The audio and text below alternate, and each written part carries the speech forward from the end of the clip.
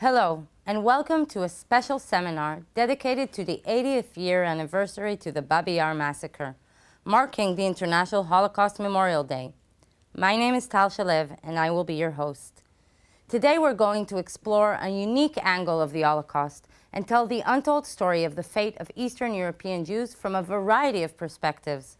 Unfortunately, years of memory suppression by the former Soviet regime led to misrepresentation and misinterpretation of the Holocaust in Eastern Europe in the collective remembrance discourse.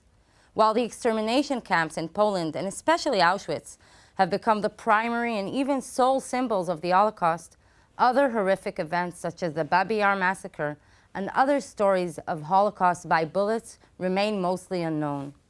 This is the reason why we decided to dedicate this seminar to raise this silent story and give it a voice through presentations, expert panels, and one-on-one conversations. We will have an in-depth discussion about the cruel fate of Eastern European Jewry in World War II. We will also discuss the memory awakening in those countries that were given their independence from the former USSR in recent decades. I wish you a meaningful journey here with us, commemorating the approximately 1.5 million of Jews executed by bullets during the Holocaust. First, I would like to invite Ambassador Ron Prosor, the head of the Abba Evan Institute at IDC Herzliya, to give his opening remarks. Good evening. I want to welcome you to the special seminar dedicated to the very important cause of commemorating the Holocaust and shedding light on the untold stories from Eastern Europe. As the son of Uri Proskauer Prosor, who was born in Berlin and was lucky to flee Nazi Germany to Israel, for me, this is more than just a professional event, and it holds great personal significance. During my 30 years as a diplomat representing the State of Israel, I made it my mission to ensure that the memory and lessons of the Holocaust will not just remain with us, but we will act on the ground to make sure that the horrors will never be repeated. One of my highlights was witnessing the United Nations declare January 27th as the International Holocaust Memorial Day and mark it every year. These days, it's getting harder to remember and to teach others about the Holocaust. Later today, we will reveal some very concerning results of polls conducted in Israel and the Ukraine that show that the memory of the Holocaust is diminishing. This is why today we will focus on the untold stories and try to find new ways to convey the message to a new generation using the tools that speak to them. Stories like Babyn Yar, where the Nazis shot and murdered 34,000 Jews from Kyiv. They were not hauled into trains and sent into concentration camps. They were slain almost on their doorstep. People watched as their neighbors walked to their executions. Children saw friends disappear overnight. Tens of thousands of homes lay early empty before being looted. In short, local residents became witness to evil. Some may even watched with horror. Others may have applauded. Babyn Yar was the start of what is known as Holocaust by bullets. The Nazis continued to murder 1.5 million Jews all over Eastern Europe that way. These stories remain silent and untold until now, and we are fortunate that we can shed light on them. But conveying the stories is not enough. We must all come together and take action against anti-Semitism and xenophobia. These alarming trends are getting stronger all over the world, and it is our duty to stand up to them. Education and remembrance are only the first steps, and further action is needed to make sure that those who perpetuate hate are not allowed to succeed in their mission.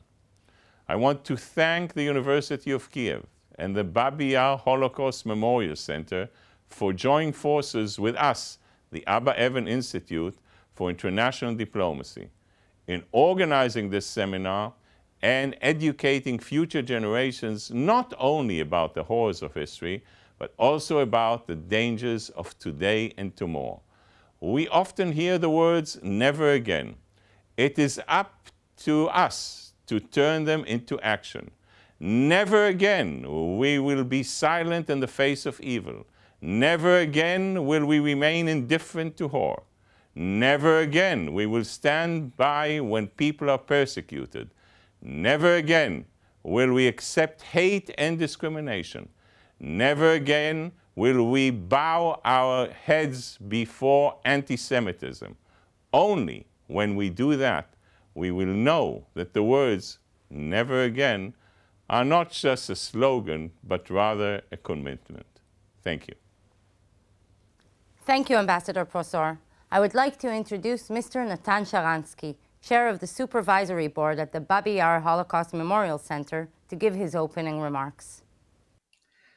Dear friends, first of all, I want to express my deep gratitude to IDC Herzliya and to my friend Ambassador Ron Prosor, the president of our UN Institute, who organized this very important seminar in which specialists from all over the world will take part, including professors, specialists from Kyiv University. We are entering the 80th anniversary of tragedy of Babyn Yar, the biggest brothers' grave in the Second World War. 33,000 Jews in 2 days were brought from their homes in Kyiv and killed there.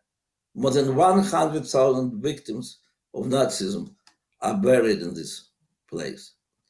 And Babyn Yar, justifiably so, became the symbol of that so-called Holocaust by bullets, those 1.5 million Jews who were killed in Babyn Yars of Eastern Europe. But Babyn Yar, unfortunately, is also the symbol of another crime, the crime of erasing of the memory of Holocaust from the history by Soviet Union. That was deliberate policy of Soviet Union. I grew there in those days, and I knew how any mentioning of Babyn Yar and Holocaust was prohibited, because Soviet Union knew that denial of Holocaust is a very important part of their anti-Semitic policy. And so, being the symbol of these two crimes, the crimes of physical annihilation of Jewish people and the crime of trying to erase from our memory the Holocaust, it is so important that now Ukraine, new independent Ukraine, tries to turn this place, the place of memory, of remembrance, of learning. Yes, Ukraine is going through a very difficult period of finishing with their past as part of the huge totalitarian regime and reshaping itself, rebuilding itself as an independent nation with its place among the free nations of the world. And that's why it is so important for us, of our project, the Babyn Yar Holocaust Memorial Center, the support of the Ukrainian president. That's why it's so important that more and more public groups in Ukraine understand the importance of this project. That's why it's so important that we are finding bigger support in the countries of Western Europe and in the United States of America. And that's why we want very much that the academical world will be involved in this unique project of turning this place of the biggest tragedy of the Second World War and the symbol of erasing of our memory into the center of the remembering and learning about Holocaust in Eastern Europe. Thank you very much. Thank you, Mr. Sharansky. Moving to Professor Ivan Patrylyak, Dean of Faculty of History at the Taras Shevchenko National University of Kiev. Dear colleagues, today, on the eve of International Holocaust Remembrance Day, we have an unique opportunity to discuss two extremely important aspects of this horrific tragedy. The first one is demonstrative, brutal, and cynical execution of hundreds of thousands of innocent people known in history as a Holocaust by bullets. The second is the equally cynical erasure of memory about the victims during the Soviet era.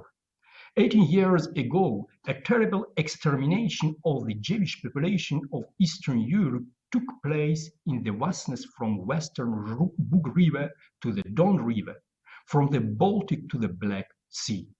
The dry language of reports of the Nazi Einsatzgruppen provides for an awful picture of complete destruction. Ravaruська, Lviv, Bibka, Zolochiv, Ternopil, Lutsk, Zhytomyr, Lyubar, Proskuriv, Kyiv, Mariupol, Simferopol, city by city, region by region, were proclaimed in the Nazi documents as liberated from the Jews.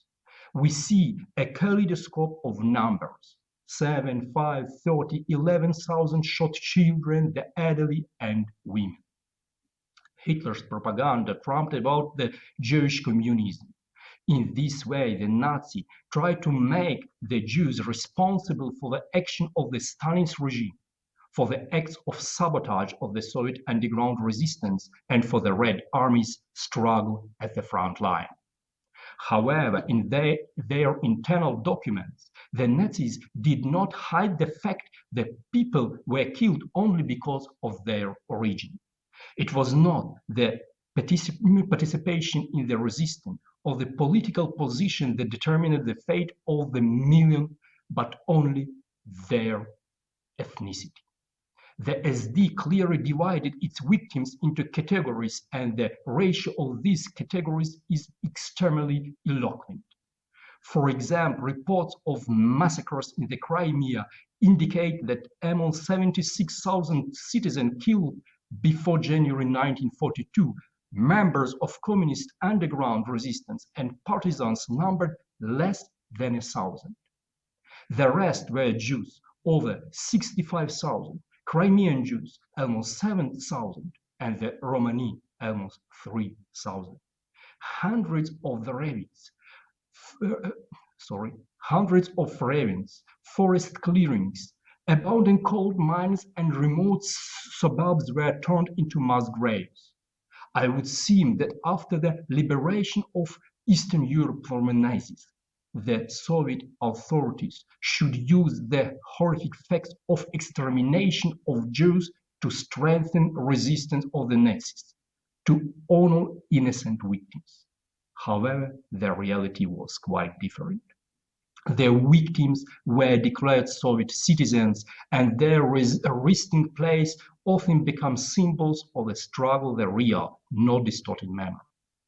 Babyn Yar has become an important symbol of Holocaust by bullets and a place of struggle of the memory of the Jewish community in Kyiv. The Nazis killed Jewish Kyiv, and the communists did everything they could to level the memory of it.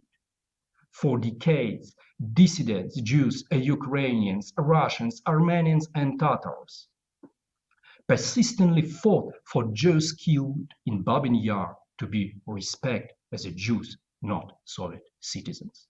Today, Ukrainian society faces a responsible task to properly organize and memorialize the area of Babyn Yar, to transform it into a place of inclusive memory, a place of warning, a place of reflection. I hope that our seminar today will be an important step towards establishing the truth, understanding the tragic events for a Holocaust, and creation an adequate memory of this terrible crime. Thank you very much for your attention. Thank you, Professor Patriliak. Before starting our seminar, we will now watch a 2-minute video on the Babyn Yar Massacre.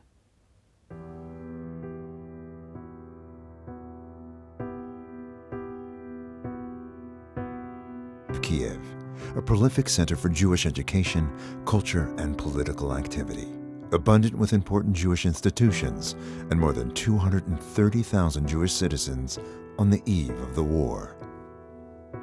With the complete occupation of the city by the German forces, the Jewish population of Kiev was soon forced to gather in the Babyn Yar ravines on the outskirts of the city. Headed by foot to Babyn Yar, the Jewish residents of Kiev were soon forced to undress completely and dispose of their material possessions. Naked and afraid, they were beaten inhumanely and led by force into the ravine, forced to lie down on top of the corpses of other Jewish families who had already been shot. In the evening, the Germans buried their corpses under the thick layers of earth, while history buried the story of the once prolific Jewish population of Kiev. This is the untold story of Babyn Yar, where an approximate number of 33,771 Jewish men, women, and children were cruelly and systematically shot dead by Nazi machine guns and handguns on the 29th and 30th of September 1941, transforming the Babyn Yar Massacre into one of the single largest instances of mass murder carried out during the Holocaust. In the following years of German occupation, Babyn Yar itself became a mass grave for the brutal extermination of Jews, POWs, Romani, Ukrainians, and others, reaching estimated numbers of around 100,000 lives. 4 decades after the war was over, the Soviet authorities had systematically erased the memory of the Babyn Yar massacre. To mask history, Babyn Yar was turned by the Soviets into a waste site. Today, in the independent state of Ukraine, and with the support of the President, the Babyn Yar Holocaust Memorial Center uncovers the facts, details, testimonials, and photo documentations, bringing to light an untold story of inhumanity and cruelness. A story that shall live in the memory of the millions that have died, so it shall never be forgotten, so it shall never be repeated.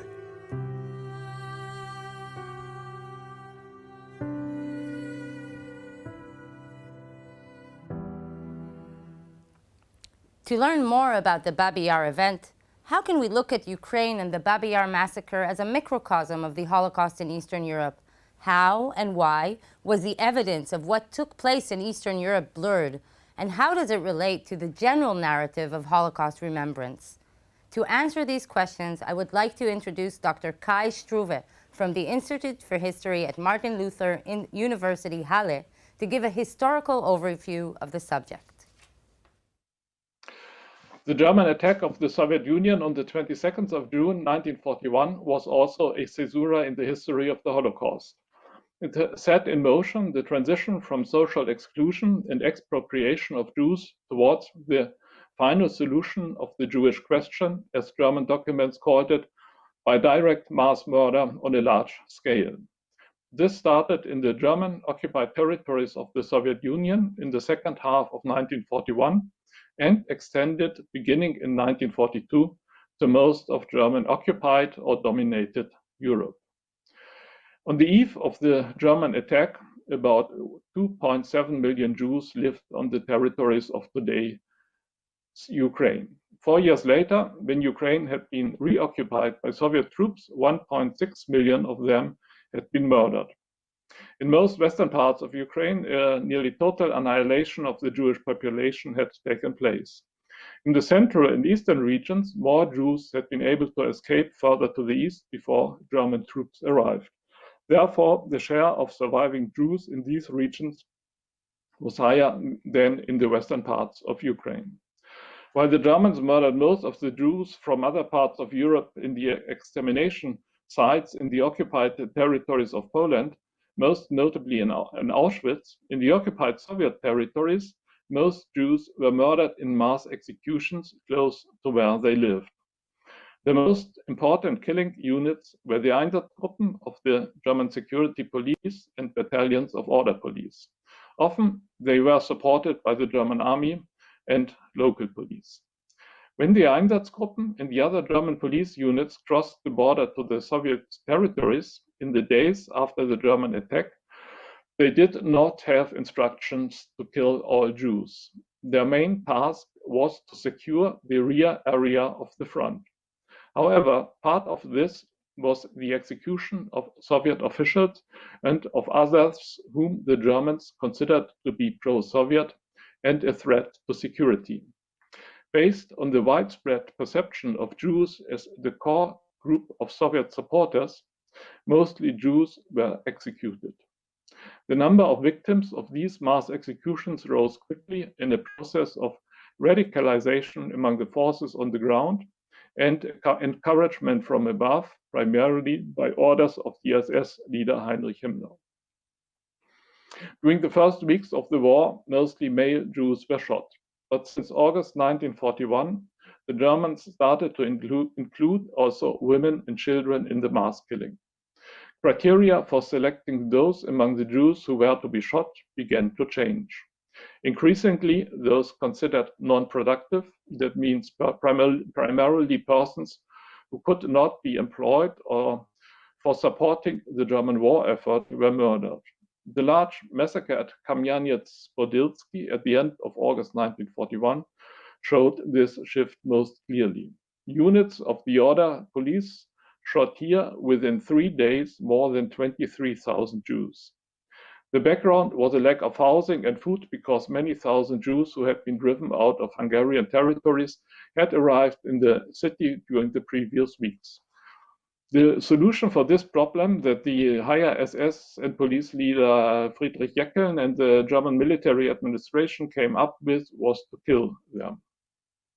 During September 1941, a further escalation of mass murder took place, leading to the largest single massacre in the occupied Soviet territories, that of the Jews of Kiev on 29th and 30th September 1941 at Babyn Yar.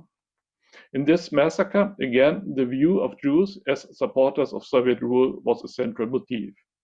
Some days after the German troops had occupied the city on 19th September, large Soviet mines detonated in the city, destroying many buildings and killing many German military personnel. The German military and police decided to eliminate the threat from a Soviet underground in the city by murdering the Jewish inhabitants because they believed that the communists were to be found primarily among Jews. On September 28th, announcements were hung out that all Jews had to assemble in the next morning at a certain place near the Babyn Yar ravine at the outskirts of Kyiv. Many Jews were frightened, but because the assembly point was also near a railway station, rumors, apparently pushed by the Germans, spread that they would be evacuated from the city and resettled elsewhere. Many thousands walked in the morning of September 29th to Doktorivska and Melnikova Street near Babyn Yar. Others were thrown out of their apartments into the streets and forced to join those who were already on their way. From the assembly point, German policemen drove the Jews in smaller groups into the first part of the ravine, where they were forced to deliver their documents, valuables, luggage, and their warm clothing. They were beaten and terrorized by dogs while they were driven to another part of the ravine. Here, German policemen murdered them by shots to the back of the head. According to a report of the Einsatzgruppe, 33,771 Jews were shot here within 2 days. As the largest single massacre, Babyn Yar became the symbol of the mass murder of Jews on the occupied Soviet territories. Nevertheless, enormous massacres with 10,000 or more victims took place also near several other larger cities, among them Berdychev, Dnipro, Rivne, and Kharkiv, and others. Hundreds of mass executions took place in smaller cities and towns. The usual cause was similar to the larger massacres. The Jews were forced to walk out of the cities and towns to the nearby execution sites where mass graves already had been prepared. Usually, they were guarded by local police, and sometimes the area was cordoned off by Wehrmacht troops. The Jews had to undress, valuables were collected, and then they were shot by German security or order police, and in some cases also units of the German armed forces or local police participated in this. Since autumn 1941, the German occupational regime increasingly aimed at the extermination of all Jews in certain localities and regions. Until spring 1942, in the eastern parts of Ukraine, most Jews had been murdered. A larger number of Jews remained in the western parts of the Reichskommissariat Ukraine. Here, since September 1941, ghettos had been established in many localities. In April 1942, a new wave of mass executions started. Until the end of 1942, all ghettos had been dissolved and the inhabitants killed.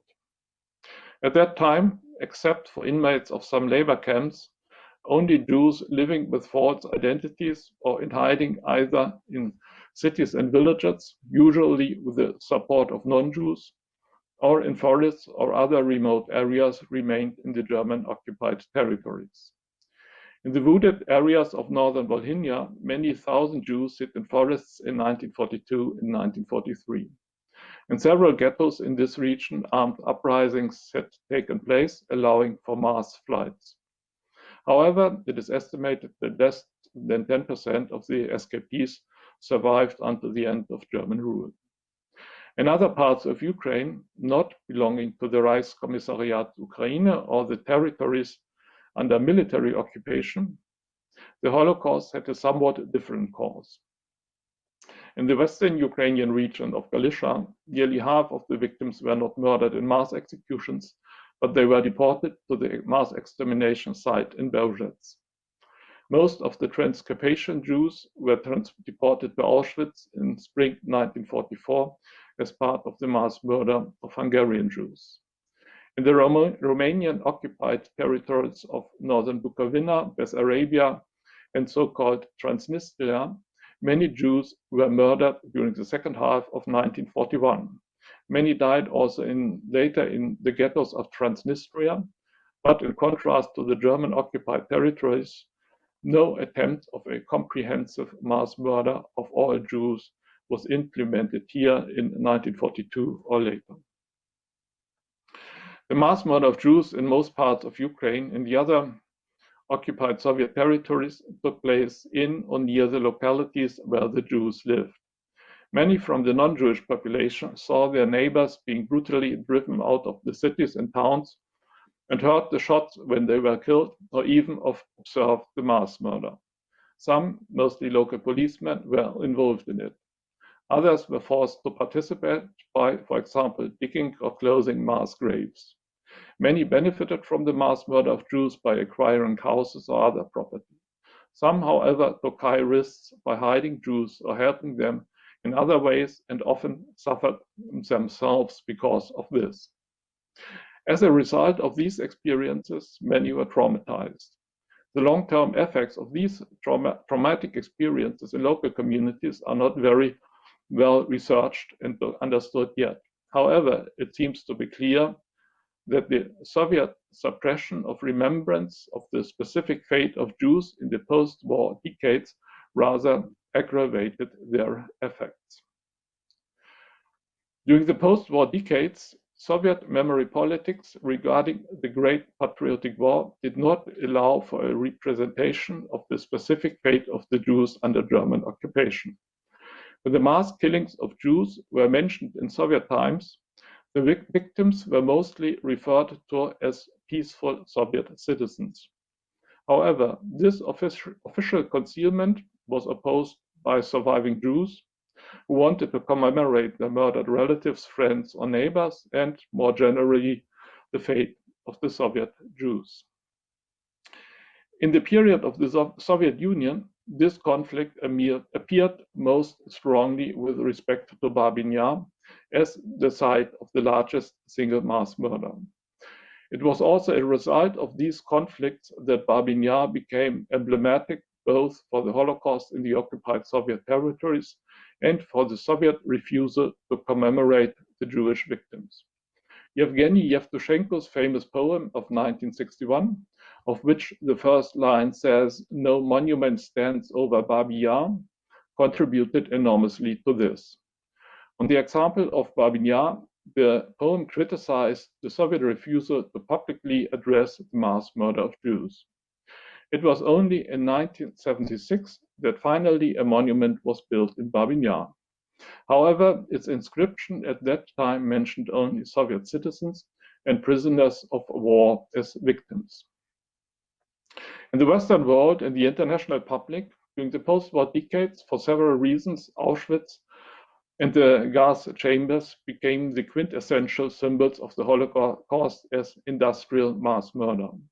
Thereby, the fact that the systematic mass murder of Jews had not started here, but with mass executions in the occupied Soviet territories, as well as the fact that probably up to 1/3 of the victims perished in mass executions in different parts of Eastern Europe, tended to be overlooked. Nevertheless, since the 1990s, but mostly for the last 15 to 20 years, also the Holocaust by bullets, as Patrick Desbois has described the mass executions, has received increasing attention as a major part of the Holocaust. Thank you very much. Thank you, Dr. Stuver, for this interesting presentation. Babier became a symbol for the million of Jews shot to death by German units and local death squads. In this panel, we will deal with the complexity of conducting research on the matter, given the lack of historical evidence, together with new sources of knowledge, and also discuss Holocaust education for the younger generations. The speakers in our first panel are Professor Michael Berenbaum, the director of Sigi Ziering Institute in the American Jewish University, Mr. Boris Maftir, a documentary filmmaker and founder of the project Searching for the Unknown Holocaust, and Professor Renee A. Middleton, the Dean of Patton College of Education from Ohio University. Thank you all for joining us today. Thank you. So let's start with you, Professor Berenbaum. The execution of Jewish communities started shortly after World War II. After the World War II Eastern Front was opened on June 1941. Could you briefly describe the background, the conditions, and the processes in the Soviet Union territories post their defeat to the German, before their defeat, army that led to this outcome? Well, let's begin very simply that in 1939, the Soviet Union and Nazi Germany signed a non-aggression pact.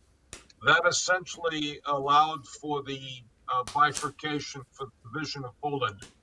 And the Germans invaded from the west, the Soviet Union invaded from the east, and Poland was divided.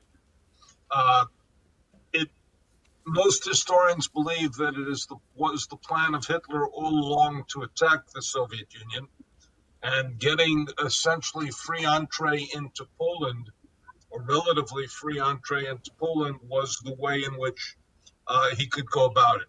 In Poland, the Jews were ghettoized, and then on June 22nd, 1941, Germany invaded the Soviet Union, and it began to capture large territories in the Soviet Union. It got to the edge of Moscow, and there was a very quick and very near total conquest. The problem for the Germans militarily was essentially that they were unprepared for the winter. They expected an immediate victory and immediate surrender, and they misjudged the ability of the Soviet Union and Soviet citizens, non-citizens even, to respond to this with toughness. Alongside the German troops, the Nazis sent in 3,000 Einsatzgruppen, mobile killing units, whose task was to go to cities, villages, and hamlets, town by town, village by village, and round up the people, and to shoot them one by one by one. This was a process in which they depended upon local gendarmerie, native anti-Semites, armies that were allied with the Soviet Union, and in certain areas that were conquered, the bulk of the killing was not done by German troops, but was done by locals. So in Estonia, not one Jew was killed by a German, they were all killed by Estonians. In Lithuania, 2/3 of the Jewish community was annihilated, was murdered. I don't want to use exterminated, And in this case, the killing was personal. They were killed by Lithuanians, not by Germans, because the Germans were quite able to get Lithuanians to do their dirty task. We call it essentially the theory of double occupation and essentially of double collaboration, which is that the people who worked with the Soviet Union showed their allegiance to the German conquest by all of a sudden be doing the dirty work for the Germans. Let me say three things very quickly. This was personal killing, face to face. It occurred in proximity to their homes. There was a process of confiscation of property and rewards for the local population who could take over this property. Mobile property was shipped back to Germany. It was personal, it was individual, and it was collective. It occurred in full view, as it were, of the general population. And how many Jews do the historians estimate today were killed or annihilated, murdered during this process? Well, in Estonia, the Jewish population was small. The entire Jewish population, in excess of 1,000, were killed. In Lithuania, we know that, for example, the Lithuanian population Jewish population was 220,000. 96.5% of them were killed. And Babier became a symbol, and we're going to talk about Babier because 33,771 Jews were killed in a period between Rosh Hashanah and Yom Kippur, between the Jewish New Year and the Day of Atonement. They were killed in a very swift action, and that was the first action. And ironically, in Eastern Europe, where there was ghettoization in German-occupied former Soviet territories, ghettoization followed murder. It didn't precede murder. So the Jews who were ghettoized there understood very clearly that the Germans were killers and they wanted to destroy the Jewish community. Thank you. And Mr. Maftir, you, in your films, you have dealt with these memories of the Holocaust in the ex-USSR. But Babier, also you have a film about Babier itself and the road to Babier, and where it's clear that Babier has become a symbol. Why do you think it has become such a symbol? No, it's very simple. First of all, about Babier, it was known starting 1941 in Jewish press, in international press. It was short period when Soviets allowed to distribute information about Jews killing in United States, about England and other countries. Secondly, in 1944, Ilya Eribuk wrote the poem about Babier. And later, other writers wrote about Babier. It was published.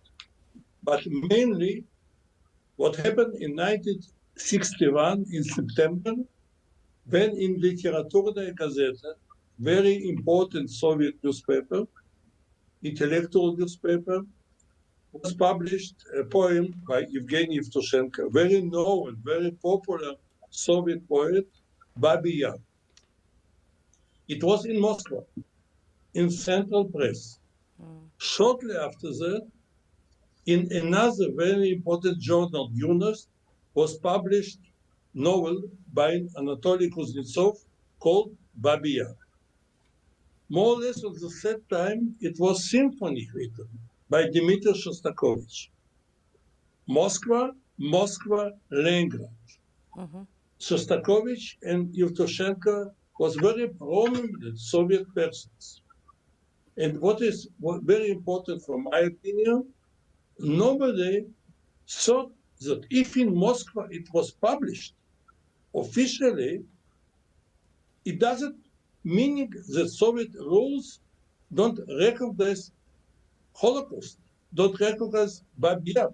On the contrary, It was symbol that now we can dealing with Holocaust memory in very central place, Babier. And another detail. If it was, let's say, the most Jewish city in Soviet Union, I mean Soviet Union, starting city in the war. It's not Baltic states, it's not Azerbaijan, it's not Bukhara. The three biggest cities, Kyiv, Leningrad, Moscow. Many Jews in Moscow, many Jews in Leningrad, they are originally from Kyiv. That means what happened in Babyn Yar, it was common personal memory for a lot of Jews. The combination of all those details transferred Babyn Yar to symbol. Paradoxically, very shortly, Soviets wanted to forbid everything. They tried, but it was too late. And since Let me then, add since one 1961, thing to it Boris. was open. Sorry? I want to add one And thing in- to Boris. Let me say two sentences very quickly. The reason the Soviet Union allowed Babiy Yar to become known in 1941, shortly after it occurred, was the Soviet Union was trying to gain favor with the West, and consequently it felt that if it made the Jewish issue prominent in 1941, 42, and early 43, they would gain sympathy because the Soviet Union had changed its alliance. It had changed its relationship between being pro-German to being pro-English and pro-American. And they were anti-Semitic enough to believe that Jews had undue influence in America, and consequently they were interested in that. Later on, Soviet policy was to ignore the Jewish part of it and to regard these people as Soviet citizens. And consequently, the Evtushenko poem, which said there is no memorial at Babiy Yar and which spoke explicitly of the Jews, was explosive in the Soviet Union, which Boris will talk about. It was explosive in the West. I'm sorry I interrupted you, Boris. Thank you, Michael. Boris, back to you, and Renee, I will be with you in a second. But Boris, can you please tell us about the cinematic, just the experience of using cinema and using your art as a way of exposing history, or building a historical narrative, and what you discovered during your filmographic work on Babiy Yar and other atrocities in the ex-Soviet Union? Look, the cinematic style is, I think, this personal choice. I believe that Michael in his production know about it very well. And for me, it was four main questions. My story is where it happened, when it happened, how it happened, and with whom it happened. Because it's a known Holocaust.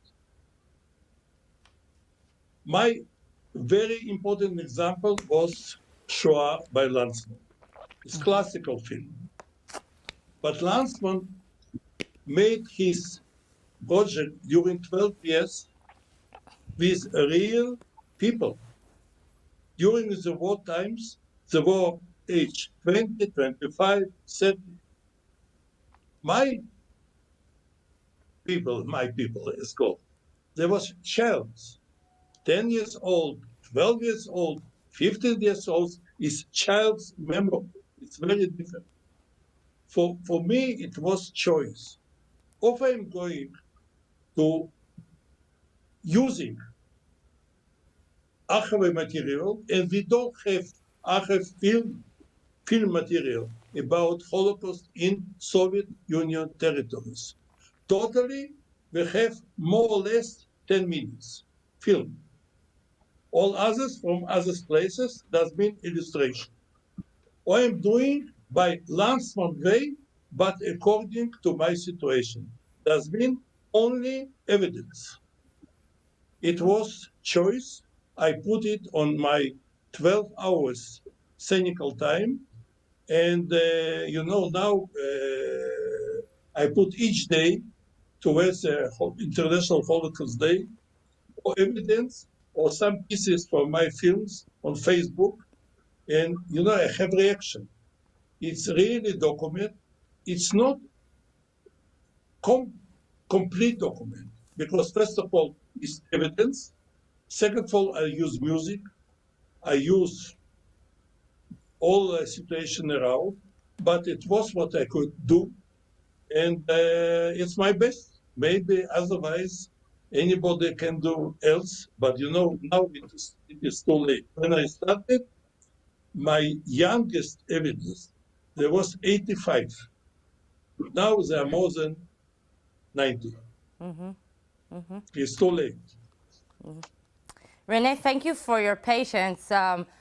When education about the Holocaust and education about such atrocities. So first of all, if I can ask you if these kind of films and documentaries and raising evidence, does that make it easier to educate about the Holocaust? And you in the United States, how much is the Holocaust how much is it evident in the school system or the education system whatsoever? I think it's present, but we certainly have a lot of work to do. And it's my pleasure to serve on this panel with individuals who are experts on the story of what happened in Babyn Yar. That certainly is not my area of expertise, but when I think about my own experience and the atrocities that took place here in the United States, and the phrase that's associated with the Holocaust, never again, that resonates with me. Resonates with me because of my own personal ancestral history. It resonates with me because of what I see happening here in the United States with immigrants. And so I think the Holocaust as a means to connect us and connect humanity so that atrocities for anyone, whoever they are, never happens again. And so I don't think it's taught enough in our schools. I don't think it's taught enough even in our university. My own university at Ohio University, we do have courses on the Holocaust.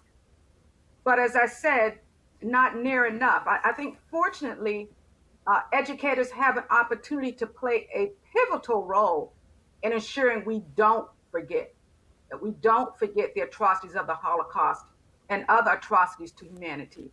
And when we teach about historical events like the Holocaust, we must teach, as my colleague said, what happened, how it happened, why it happened, and how to prevent it from happening again.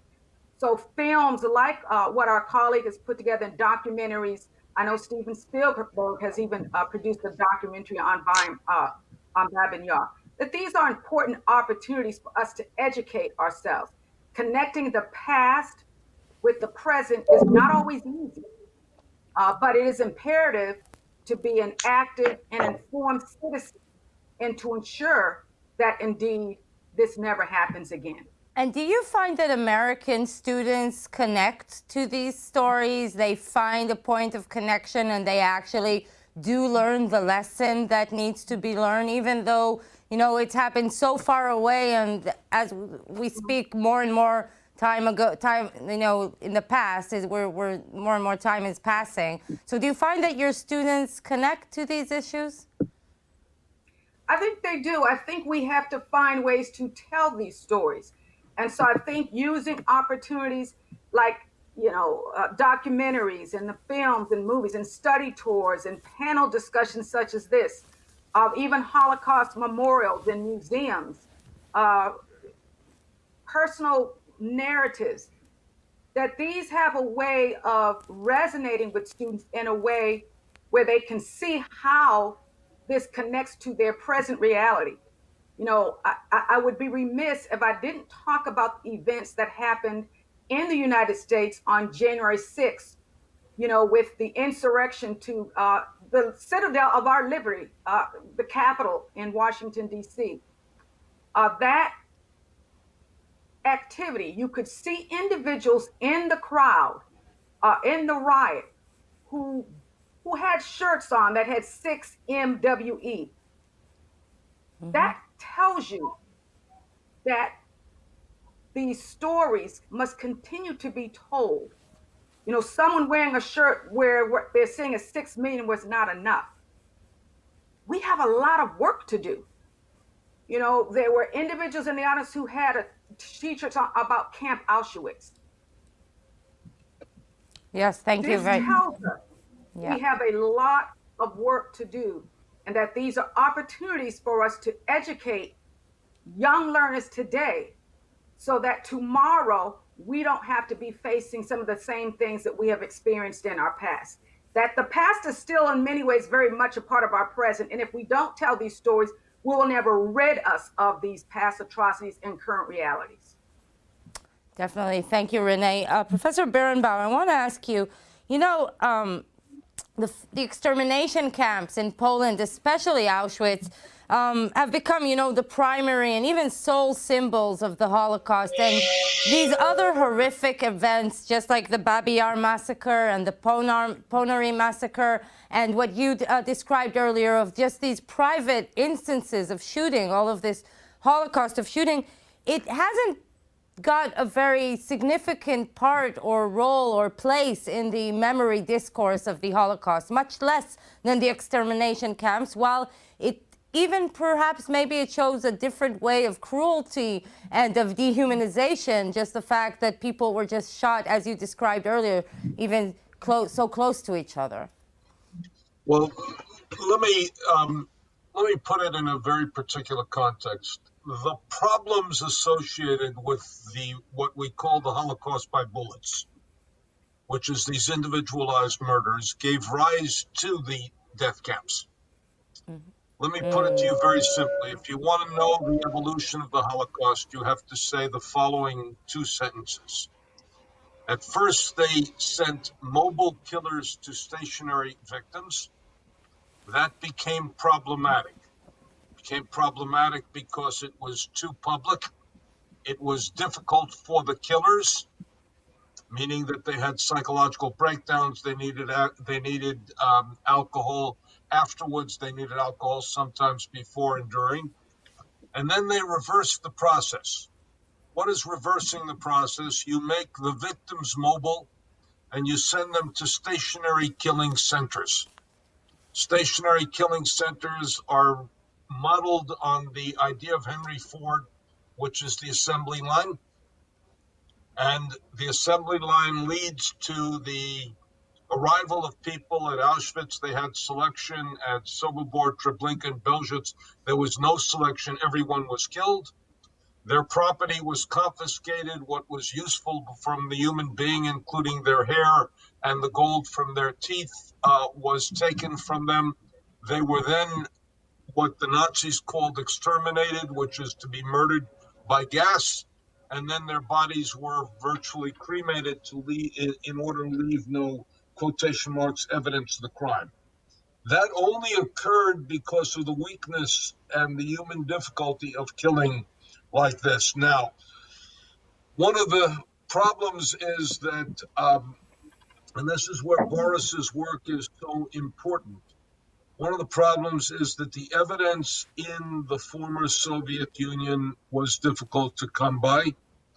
The annihilation was virtually complete when Vasily Grossman and Ilya Ehrenberg came back. They noticed when they were covering the war, they noticed something incredible, which is they came to towns, villages, and hamlets, which they knew once contained massive numbers of Jews, and they were no more. And consequently, they tried to make that public in the Black Book. They took evidence and testimony.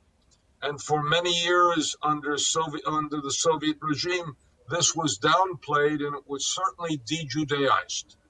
Let me say one more thing, which is we're getting a new ability to understand this history, because there is a project called Yachad B'Unam, which is a project established by Roman Catholic priest Father Patrick Dubois, who is going back to these villages, towns, and hamlets, And he's interviewing people who are now in their late 80s and early 90s. Remember, this occurred in 1941, so it occurred 79 years ago, 41, 42, 78, 79 years ago, 80 years ago. So if you were a 10-year-old observer, you're now 90.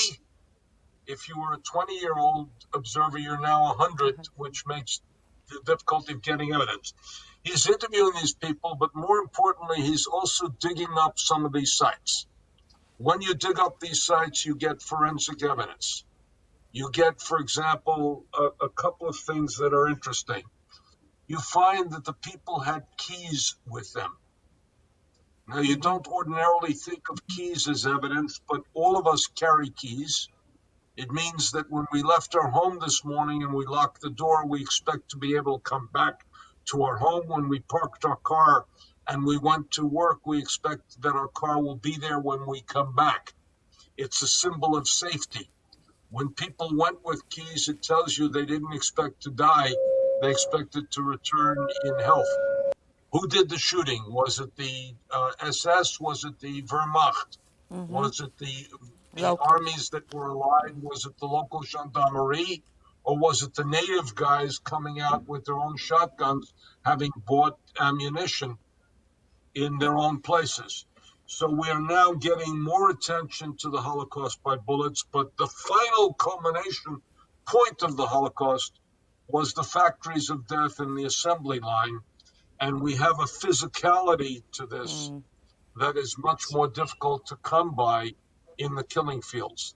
Let me Boris. say one more thing at the risk of speaking too much. When I was consulted by Rwanda, the government of Rwanda, on the question of how do you retain evidence and bury and close the mass graves, because they were worried in Rwanda that if they closed the mass graves, the evidence would be lost and you would not understand what happened there.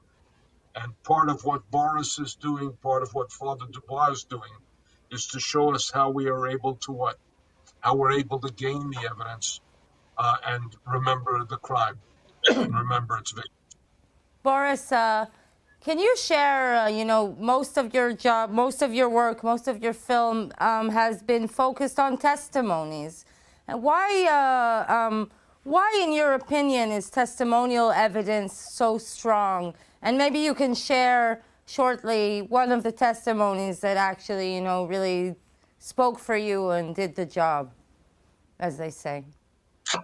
Look, I don't have specific vision about using this and those kind of documentary styles.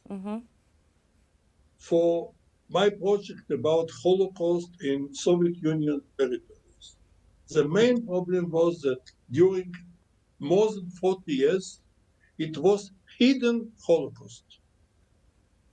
Soviets didn't recognize Holocaust in Soviet territory. They accepted total Holocaust in Poland, in Germany, in Europe, but not in Soviet Union. And during those years, there almost was no memorialization, documentation, no collected evidence. So when I started in 2013, what I have? No film materials, few, not long, stills, no possibility to make an organized story. My choice following Lansman evidence, it was choice because I didn't have another choice. But when I choose this route, I go straight without any complication. About my evidence, it's almost 100 places, different stories. 100 is less than 10% from all Soviet Union territories of killing, less than 10%. And I think that for me, I chose, I know your question, two places. The first one, Ekaterina Palace in Blank, one of the most important and popular tourist places in Petersburg and in Russia.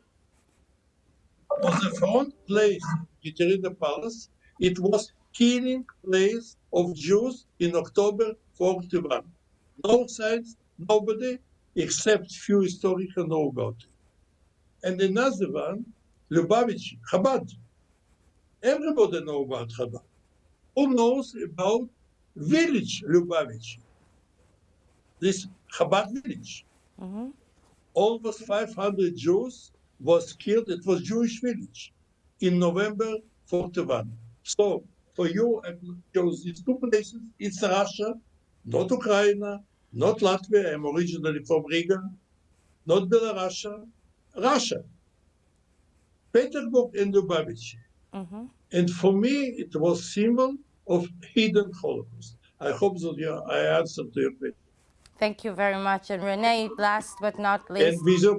And I want only one thing, thank for Renee, about meaning about 6 million, it's not enough. I think that for us, it's really remind in what situation we are now.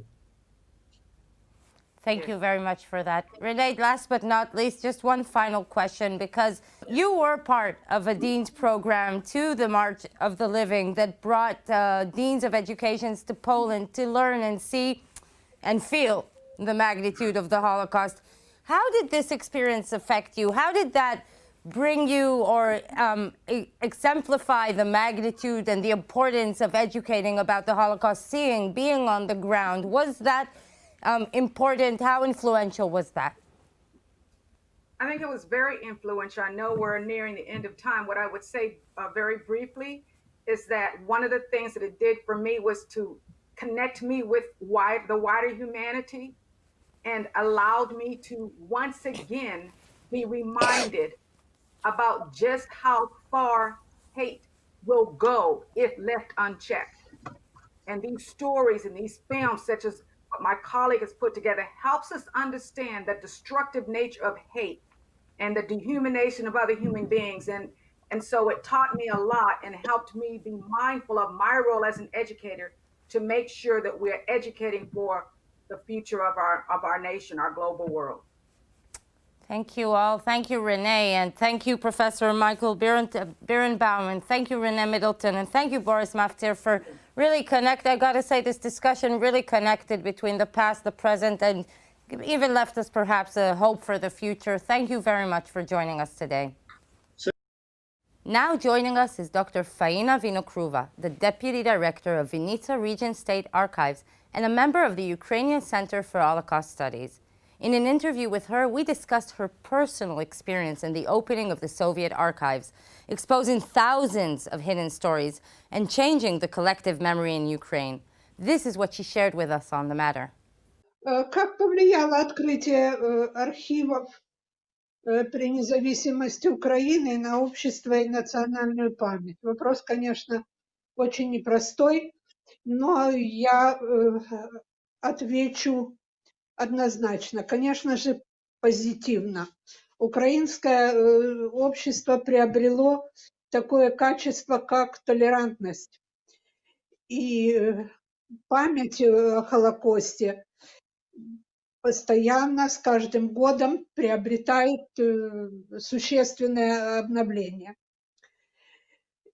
Конечно же, нельзя судить о толерантности украинского общества однозначно. Есть такие негативные явления, как неосведомленность очень многих слоев, и среди молодежи, и среди студенчества, ученичества о Холокосте. Иногда встречаешь такие суждения, когда путают Холокост и Голодомор. Голодомор очень популярная в Украине тема, и я в свое время, как историк-архивист, уделила ей существенное внимание, и там есть такие фрагменты, как голодомор в еврейских местечках. Но, правда, на эту сторону мало кто обращает внимание. Прежде всего, мы должны понимать, и в украинском обществе это проходит, и начинается осведомление таких вещей, как определение Холокоста. Мы должны понимать, что Холокост – это триединство. Это гибель, это спасение и это сопротивление. Сопротивление через спасение. Вы знаете, именно теме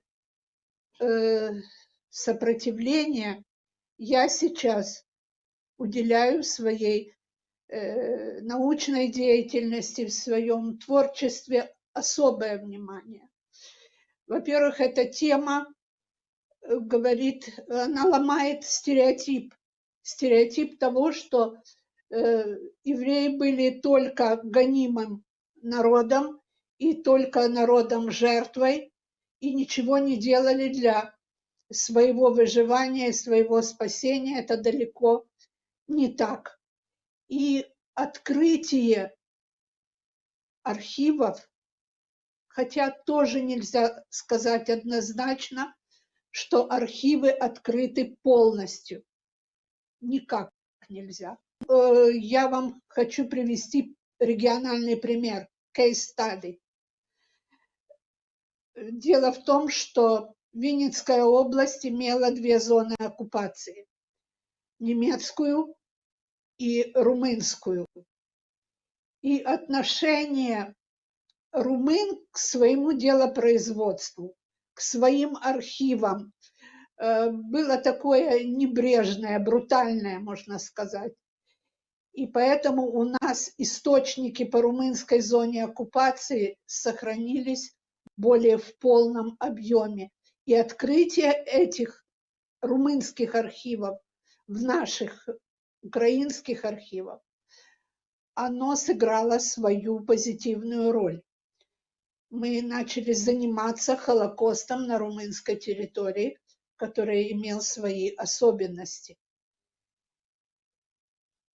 Теперь о немецкой территории. Здесь дело обстоит значительно хуже, поскольку сохранилась в архивах только хозяйственная переписка. Очень мало документов о злодеяниях. Конечно, сами себя не клеймили. И очень мало документов об уничтожении еврейского населения, хотя достаточное количество источников об учете еврейского населения. То есть нацисты готовились к акциям уничтожения еврейского населения. И вот 19 сентября 1941 года в Виннице, в этот день, когда нацисты оккупировали Киев, и еще до Бабьего Яра был почти больше, чем полумесяца, то уже была акция уничтожения еврейского населения в городе Виннице. И вы знаете, при очень странных обстоятельствах, если наши слушатели, зрители смотрели фильм «Мовцира. Дорога к Бабьему Яру», то там достаточно подробно об этом идет речь, когда казенный раввин города Винницы Эля Кордонский провел подготовительную работу к этой акции. Он обратился по радио, и я нашла синхрон этой радиопередачи.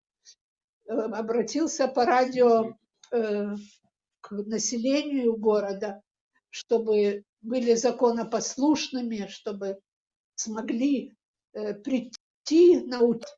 А учет означал первый этап акции. И оттуда с учета, образно говоря, людей уже грузили на машины и отвозили к Винницкому Бабьему Яру. Хотя можно сказать, что Кордонский был в неведении, он просто законопослушный человек был. И он потом, когда ему решили сохранить единственному жизнь, сказал: уничтожайте мой народ, убейте и меня. И пошел на смерть вместе со своей женой Миндлей Кордонской. Вот такой винницкий трагический эпизод, и не один.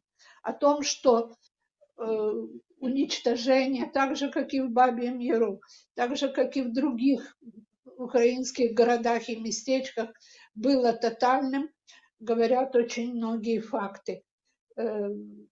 Евреев изымали из домов престарелых, из родильных домов. И у меня есть свидетельские показания в моей научной лаборатории о том, как выводили евреек рожениц вместе с младенцами и отвозили на смерть, как мы называем его, в Винницкий Бабий Яр. Трагедия, которой нет оправдания, и трагедия, которой нет предела. Вы знаете, я все 30 лет своей архивной работы посвятила исторической науке и посвятила архивам. И каждый день работы над архивными источниками, он приносит мне новую коллекцию фактажа.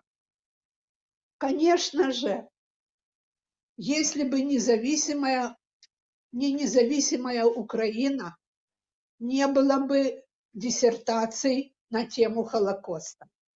Хорошо. Еще одно слово буквально об образовательных программах, в которых используют архивные источники. Однако нельзя увлекаться фетишизацией документов.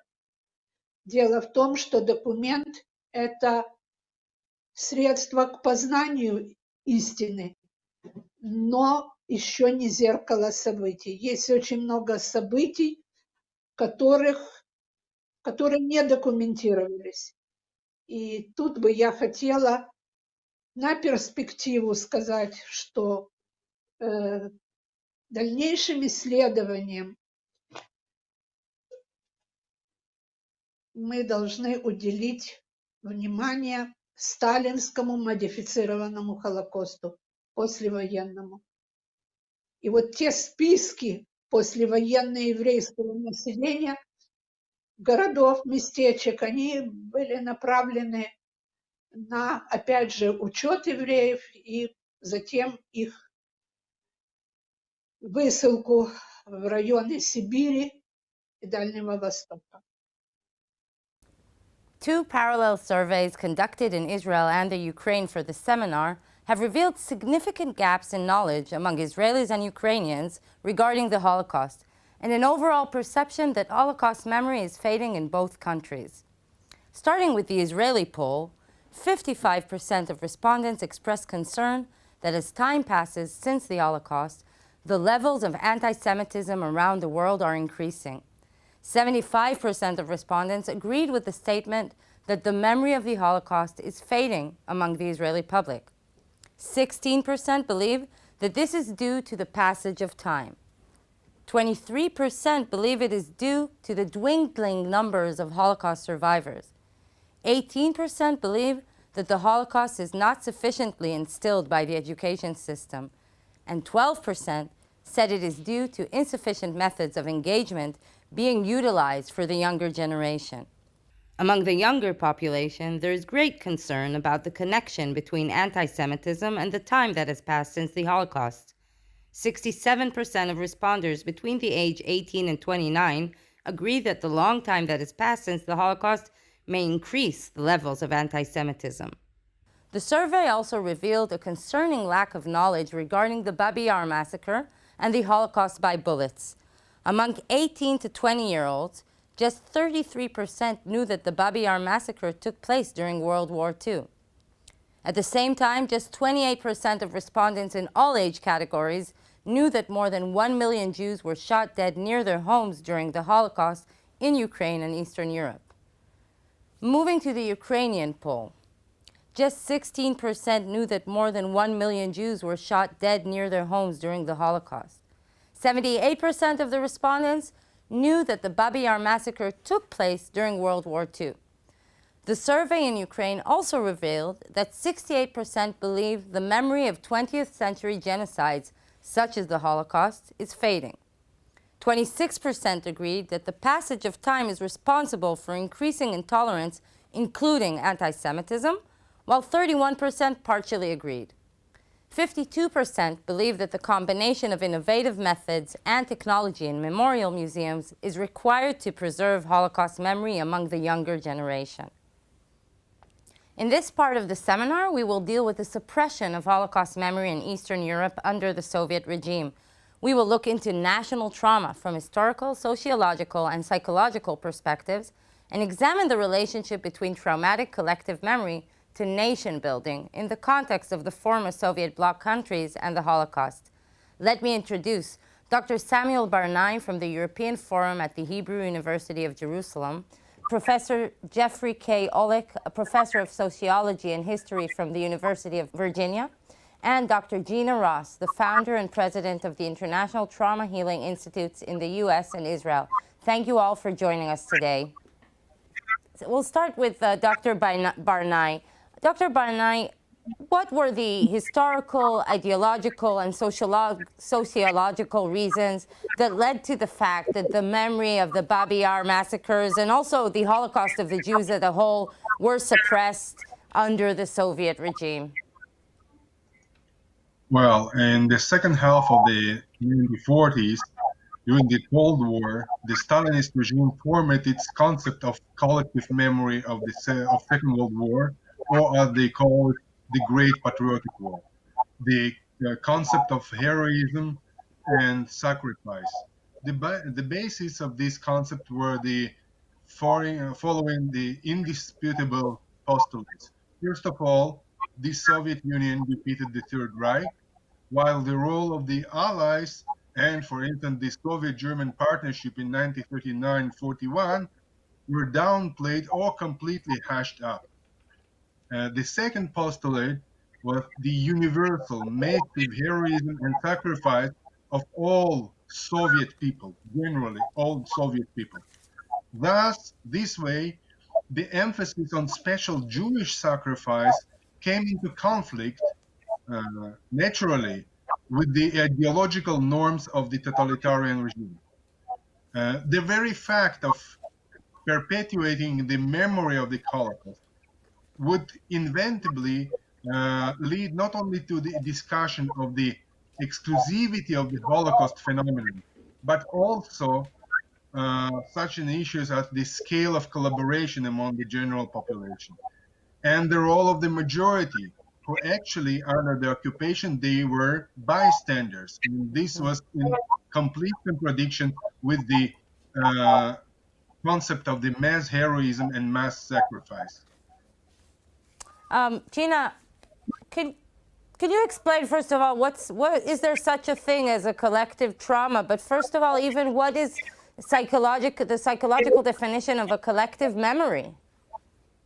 Yeah, well, that's exactly what I wanted to start. First with the definition of trauma itself, what a collective is and what collective trauma is. Mm-hmm. And our definition of trauma is when traumatic events, often combined with universal basic needs that are unmet, result in the loss of control and helplessness that can lead to rage and violence.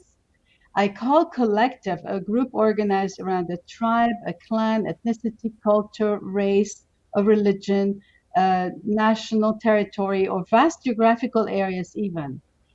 And I studied the impact of trauma on society in the last 22 years. I came up with the words of collective trauma vortex, collective healing vortex, collective unconscious, and seeding the concept of seeding the collective unconscious. So collective trauma then results from traumatic events that are shared by a significant number of people in this group or nation, which make them change their collective narrative and take decisions that change their history altogether. These are then stored as painful traumatic memories experienced through the generations and including through epigenic transmission. And we will see also a pattern of unconscious reenactment very often. And so unresolved collective trauma will distort collective narratives and affect negatively their values and traditions, as we saw around the world. And it hinders the ability to function and to use the resources that are available. And the ability to plan the future is very diminished and paralyzed. Now, at the more serious level, people become hypersensitive to hurt and they project their fears onto others, opening the way to conflict. And the disconnection from the feelings is what's going to allow for the loss of compassion and the permissibility of real atrocities. Thank you, Gina.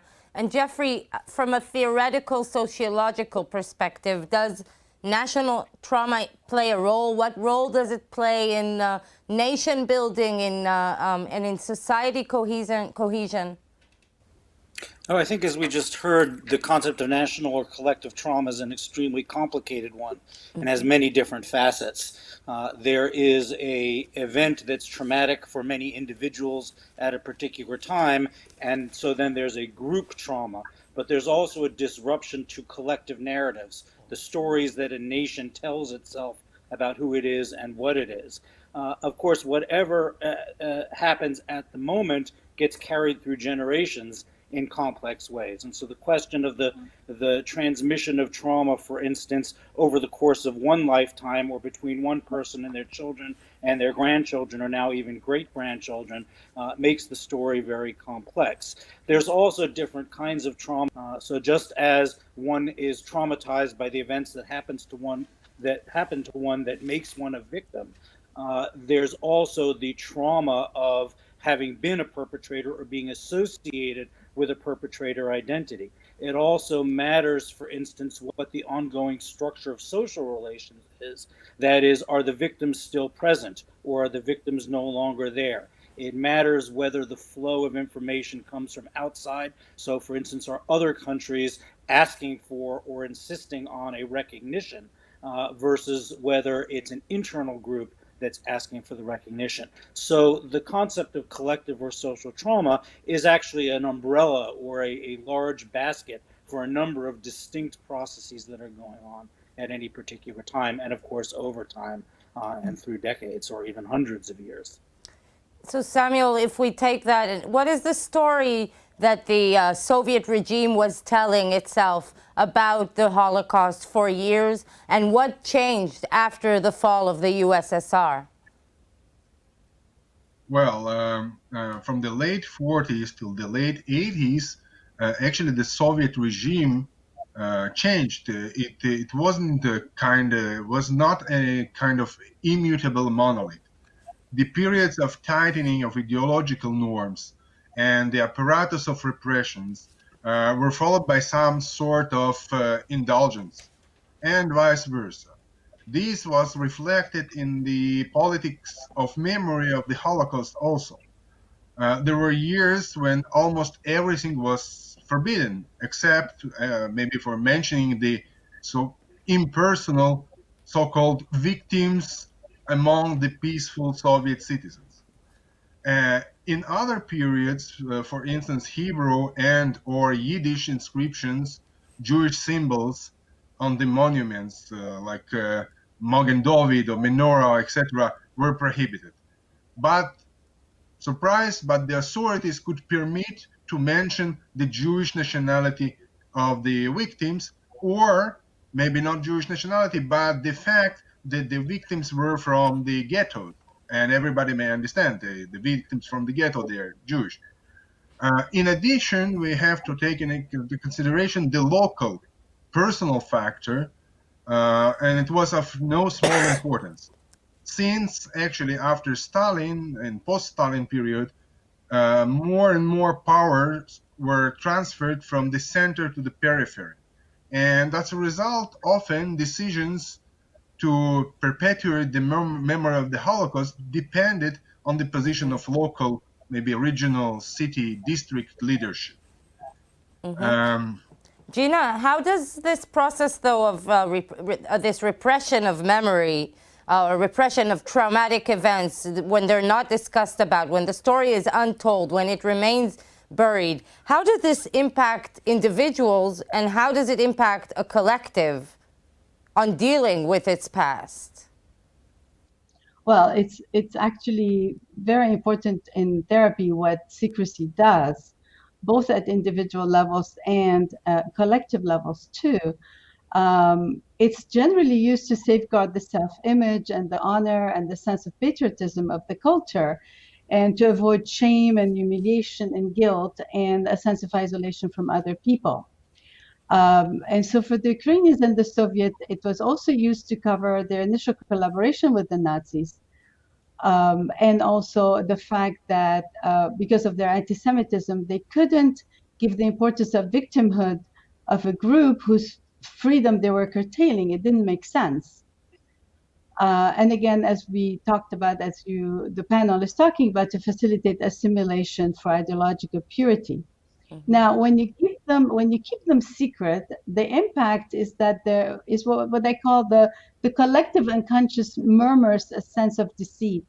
There's an unclarity about the historical facts, and in psychology we call it dissociation. It means part of the reality is simply missing, and that leads to a partial sense of the collective self. As we say in therapy, the walls speak. This creates a general malaise in the population, a nervousness, and a reduced sense of well-being, mistrust, and cynicism.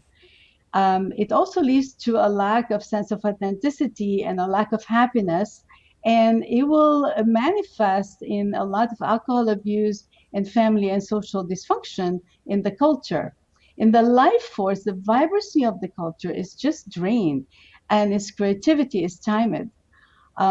Also, there is always the fact that there is a fear that the truth will be one day uncovered, and keeping a secret takes a lot of energy, and energy that could be used to rebuilding and healing and functioning, but it's not used that way. And the other thing that happens is that when the truth is finally uncovered, there's a huge sense of betrayal and a loss of trust and a loss of sense of safety too for people. So it affects tremendously the collective. So that definitely leads us to the next question to Jeffrey. When the truth starts to uncover, when the truth uncovers, what kind of models does this happen in? What kind of models of awakenings from suppressed trauma or national memories have there been? And where would you put the Soviet Union, the ex-USSR countries amongst these models, or what kind of scale can you present? What can you describe? Well, so first of all, I would distinguish, I think it's important to distinguish between repressed memory and suppressed memory. Repressed memory is the memory that we can't ourselves face because it's too horrible, whether it's the memory of something that happened to us or the memory of something that we've done. Suppressed memory is when there is an agency saying, don't you dare talk about that. And these have different effects and operate in different ways. So one of the questions is the extent, and that's not to say that repression and suppression don't interact with each other, that if something is suppressed for long enough that there's an agency of repression, or that the need for repression leads to not only can I not face it, but I don't want you to talk about it, or I don't want to see it represented in public. So it's an interesting question how these two forms of denial work together and affect each other. The question of what other models and where the Eastern European and post-Soviet states fit in this is complicated. Each is unique in its own way. There's the Tolstoy quote about happy families and unhappy families. Each unhappy family is unhappy in its own way. For me, obviously, right now, the interesting comparison to be drawn is to the United States, which is just now, this week, this year, confronting a long repressed and suppressed memory of slavery, the Civil War, the treatment of African Americans. So for me, the most interesting question is how these stories play out in all of these different countries. what difference does social transformation make? Sometimes the transformation comes very quickly. That is, a regime falls and suddenly the archives are thrown open and we can find things out and talk about them. Other times it's a more gradual process, sort of chipping away at the forces and being a little bit more open, and fits and starts, two steps forward, one step backward. And this happens differently in different countries. It even happens differently in different countries in the post-Soviet states. Yes, Gina. There is something called a titration process, like information will come as there is readiness in the system little by little. It doesn't all come all at once.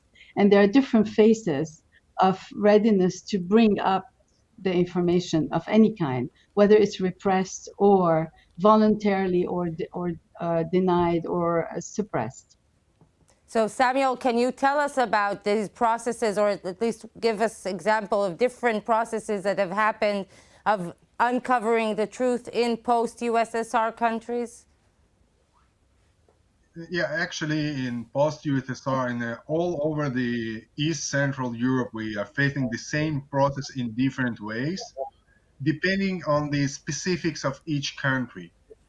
What they all have in common is the politics of memory is an essential component of the process of decommunization.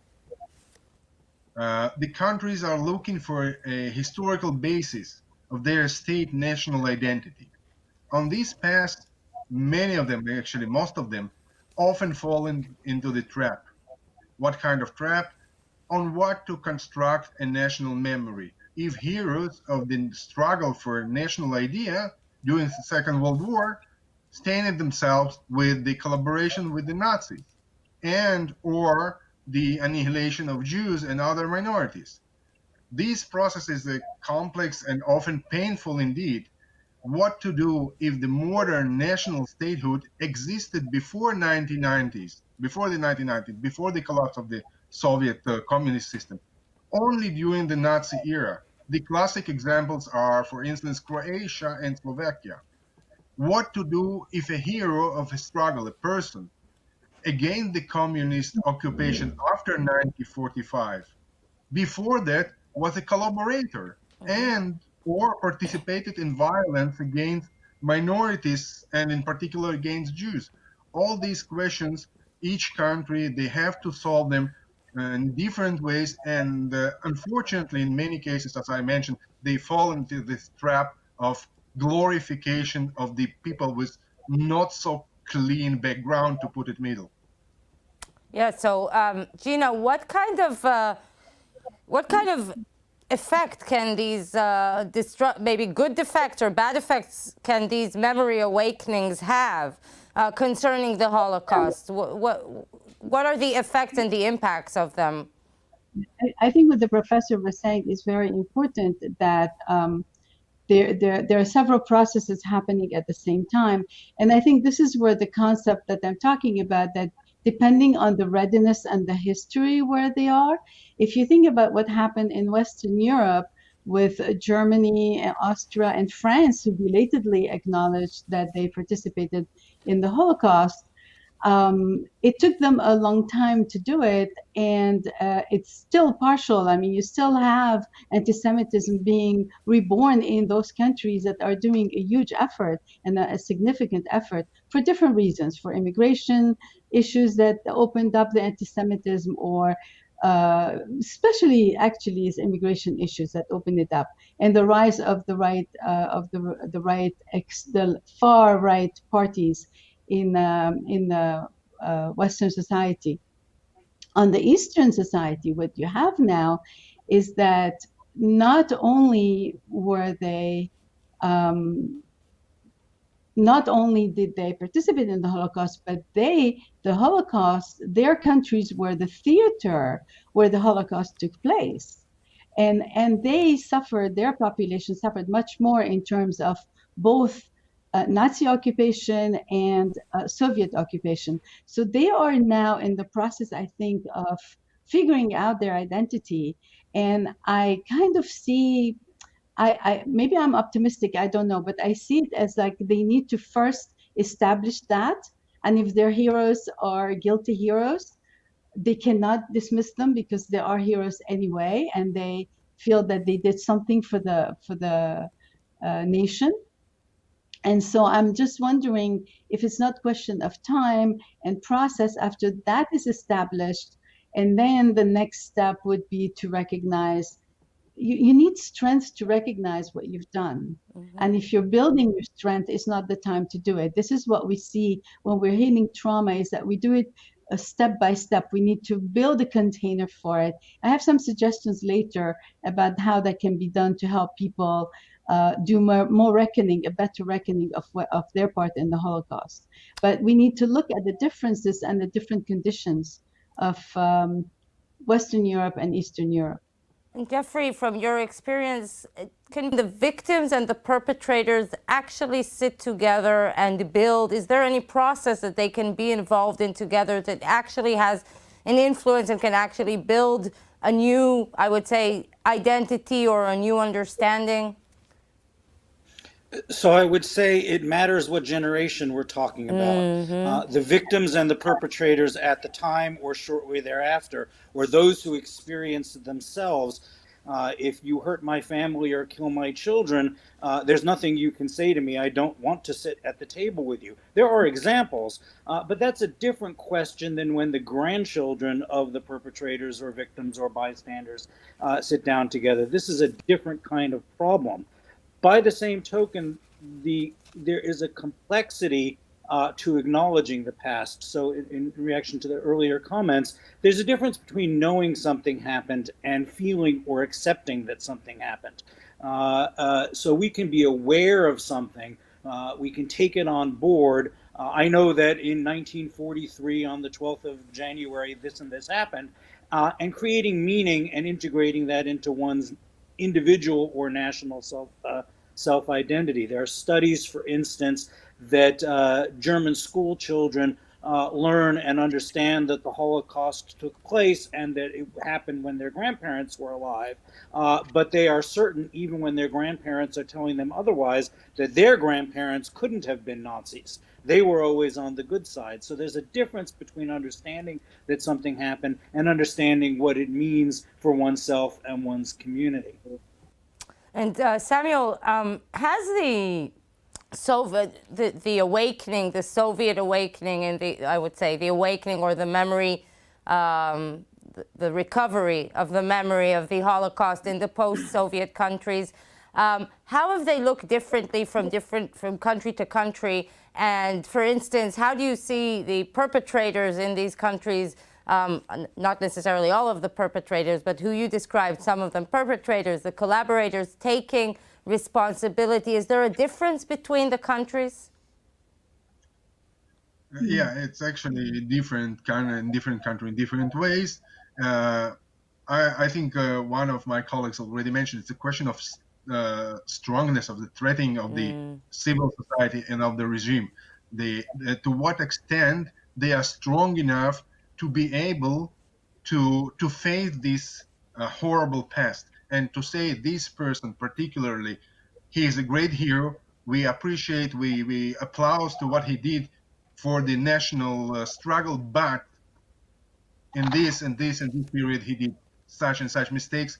It's unforgettable, it's unforgivable, but we have to see this person in complexity. It's a story of a national myth as a basis for the national memory, and it's not unique for the East to Central Europe.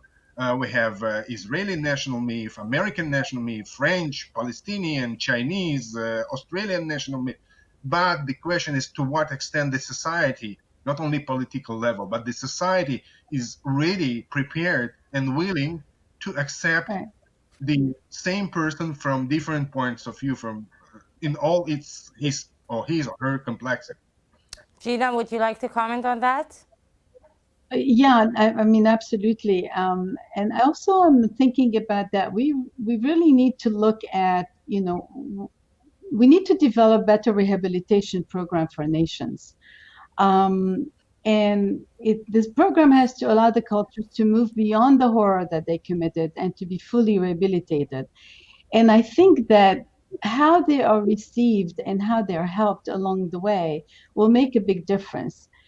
Because also what we have to understand that now anti-Semitism has become the easy go-to scapegoat. And it's a favorite viral meme of hatred and violence for any wrongdoing, any offense, anywhere in the world. It's really in all the cultures. And it has been woven in the tissue of cultures for 2,000 years. And also the fact that it's universal permits less moral shame and outrage. So all of this is impacting what are we going to do about it. There's also what I call like shame fatigue from the Holocaust in certain cultures. That's why we see resurgence of anti-Semitism in a country like the maximum efforts like Germany. And I mean, Western Europe is even more anti-Semitism right now than maybe in Eastern Europe. And so we have to look at what do we have to do there. And my sense is that if we can create guidelines for a perpetrator culture, how to redeem itself, and then once it does that, it completely joins the community of righteous nations because it has done its work. It has taken responsibility, but it also needs to emotionally process the difficult feelings. And I think that part has been missing in most of the programs that have been designed. And there are lots of tools available today that people can use for self-regulation. We know that the nervous system can only handle a certain amount of pain and shame and humiliation. If there is no release of it, then it accumulates. And then there is the reaction is to go and demonize or project on our own fears and our own violence onto the victim. I mean, there's all of these processes taking place.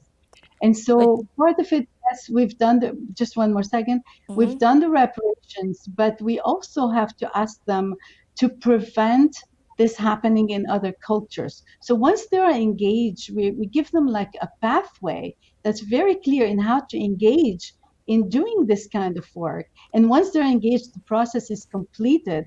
I think it will encourage many more nations and countries to take on this process right now that is extremely difficult. Jeffrey, what do you think it needs for a country or a nation to voluntarily take on itself this kind of process which Gina just described? What are the circumstances that will move countries into, that move or would move countries into these processes? Yeah, so I think there's a dialectic between internal processes and external processes. And one thing that I've learned traveling to different places, confronting difficult pasts, is there's a wariness of other people's or other countries' models being imposed. So, for instance, Germany has a particular history of working through the difficult past and then tries to export this particular model. And it doesn't quite work the same way in different places. By the same token, there's a certain self-confidence in the negative sense that comes as a concept in German, Sündenstolz, pride at repentance.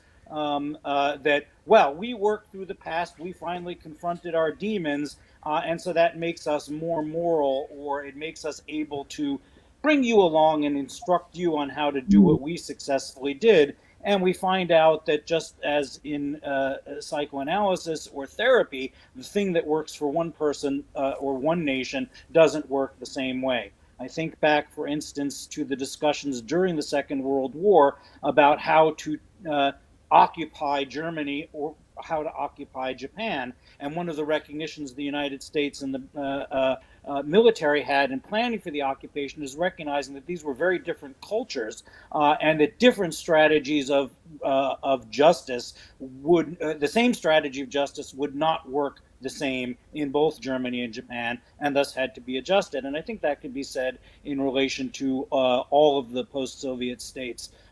Certainly the Western European model does not work in Ukraine or Poland or Russia, just as the West European model doesn't necessarily work in the United States and vice versa. Okay, and Samuel, just one last question. How do you think, how is Ukraine different, or is it different at all from the other Soviet, post-Soviet countries and nations? Well, when we speak about the post-World War history, the second half of the 20th century, it's really difficult to single out any exclusively Ukrainian specificity in the Soviet policy regarding the memory of the Holocaust, regarding the commemoration, memorialization. In general, the Republican leadership followed the main line, whatever it was, at each specific period, adjusted to the main line directed from Moscow. In Ukraine, although the manifestation of national feelings were rather harshly suppressed, primarily among Ukrainians. Obviously, they were the biggest and the most important group, ethnic group in Ukraine. They are overwhelming majority. So they are very suspicious during the Soviet time. And this was reflected in a particularly stubborn unwillingness to recognize the uniqueness of the Holocaust in general and the story of Babyn Yar as a symbol of the Holocaust, the main symbol of the Holocaust in Ukraine in particular. And in the post-Soviet period, I can mention, for instance, the Black Book, this sort of collection about the crimes of the Nazis that was actually banned during the Soviet time, but for the first time it was published in the Soviet Union overtly legally in 1991 in Ukraine, exactly. So it's already, as I mentioned before, it's a complicated story. During the Soviet time, it's different to figure out any special Ukrainian way to treat the Jewish memory precisely. Okay, and Gina, and then Jeffrey, and then we just one last comment on what do you think is the best, I would say, advice or lesson to be learned about this process that we are seeing in Eastern Europe regarding this uncovering this past that has been suppressed or repressed for so many decades?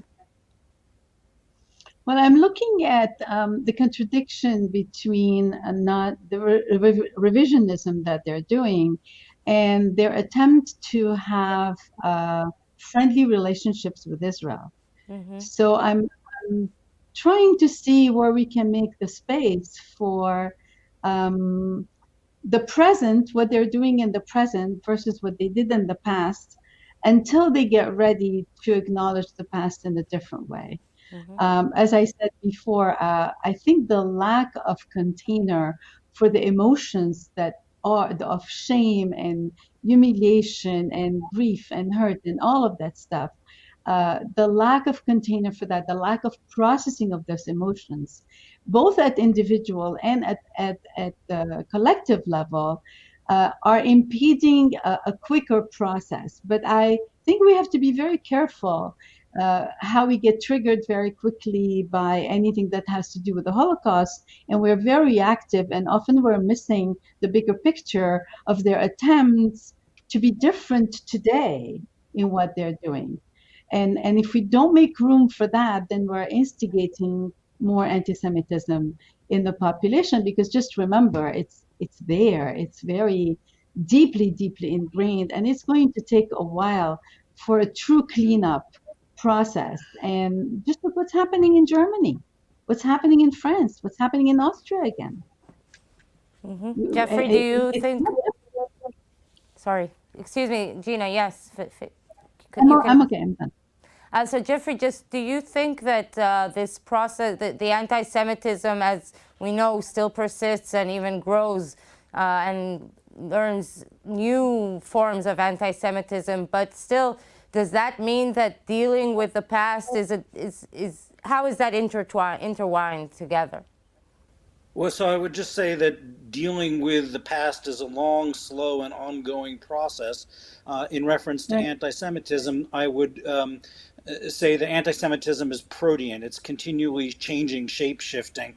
And the anti-Semitism we have, for instance, in Germany or Central Europe today is not the same anti-Semitism that we had in 1940 or in 1840 or 440 or however far you want to go back.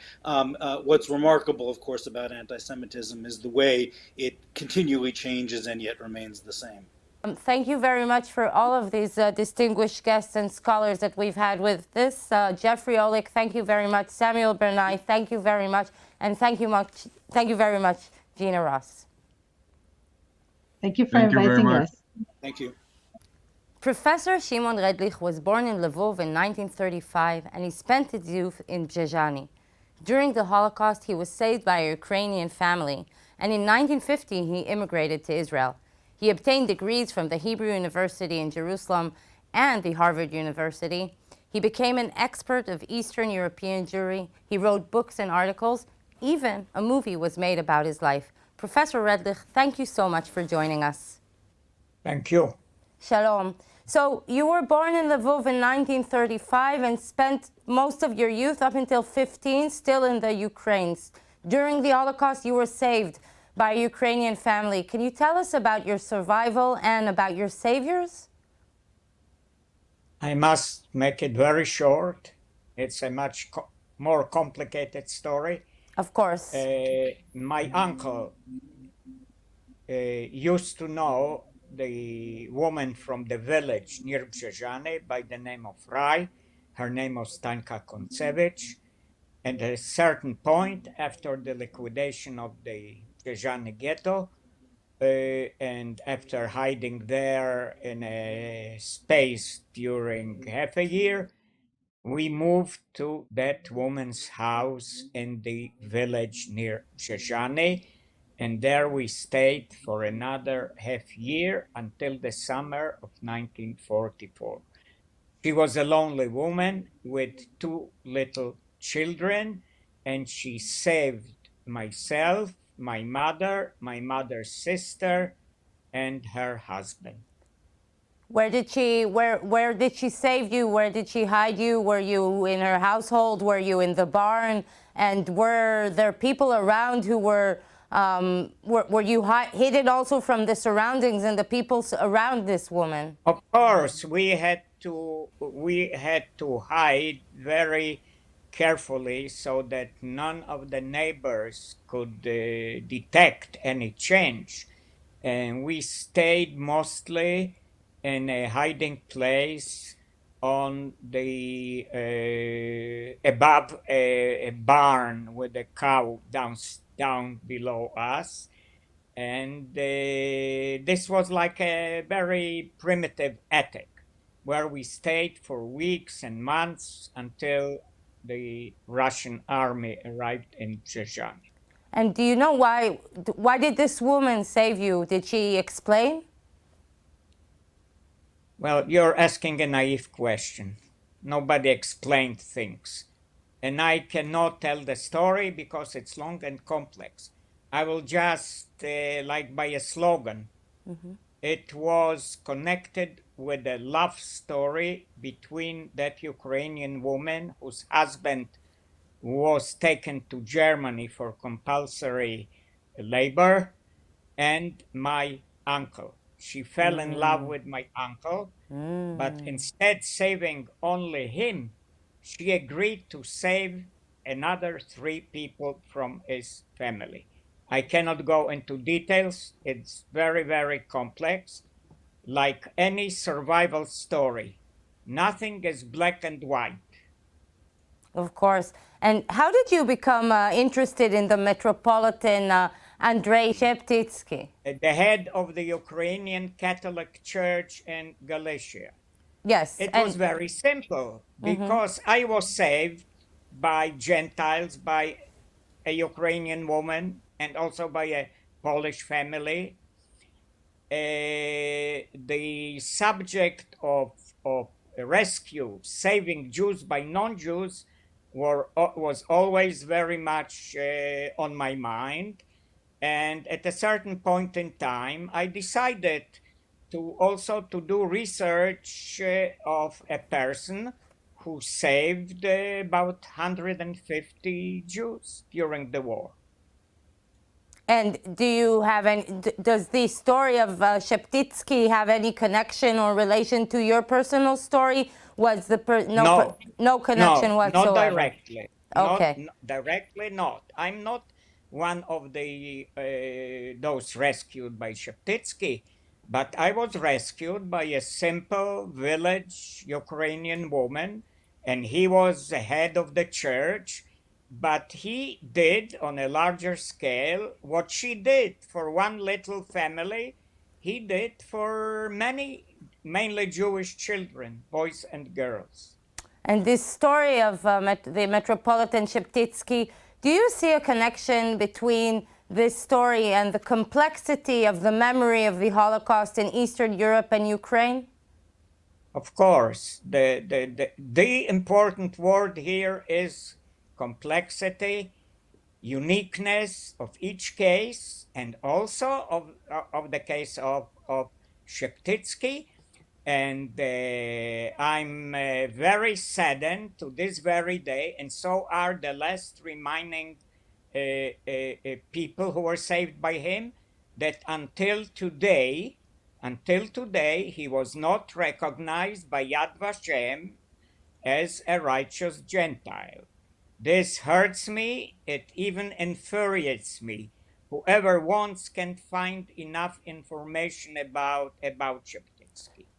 And can you just explain Sheptytsky, was it a theological saving? Did it come from his religious belief, his act of saving Jews? Yes, the origin was his humanitarian worldview, his belief, his religion. That was the main point in his behavior. But at the same time, he was a very complex personality. He had also to have some dealings with the German authorities because he wanted to help mainly his people, Ukrainians, and this created a very, very complex situation. And if one doesn't get into these complexities and wants to brand Sheptytsky a collaborator, which is of course complete stupidity, but this happens sometimes when people don't have open minds. And do you think these act of rights amongst the nations in Ukraine, when you look back at your years in Ukraine, is that your memory of the good people? This is my personal memory, and also the research about Sheptytsky. But I'm also a historian, not only a child survivor. I'm also a historian. And I know very well that there were many thousands of Ukrainians who did collaborate with the Nazis, or were just extreme nationalists and anti-Semites, and helped the Germans to apprehend Jews and murder Jews. Of course, I'm very much aware of this, but these facts make such people as Stanka Kontsevich, my peasant woman who saved me, and on the other side of the spectrum, a person like Metropolitan Sheptytsky, even more righteous, even more humane in such circumstances. And last question, a final question, as a historian and also as a survivor, and when you talk so much about complexity, do you think when you look at the world today, how much do you think that the world has learned the lessons of the Holocaust, and how can we ensure that the memory and the lessons go on to future generations as survivors are growing old and we're having less in-person accounts of the Holocaust?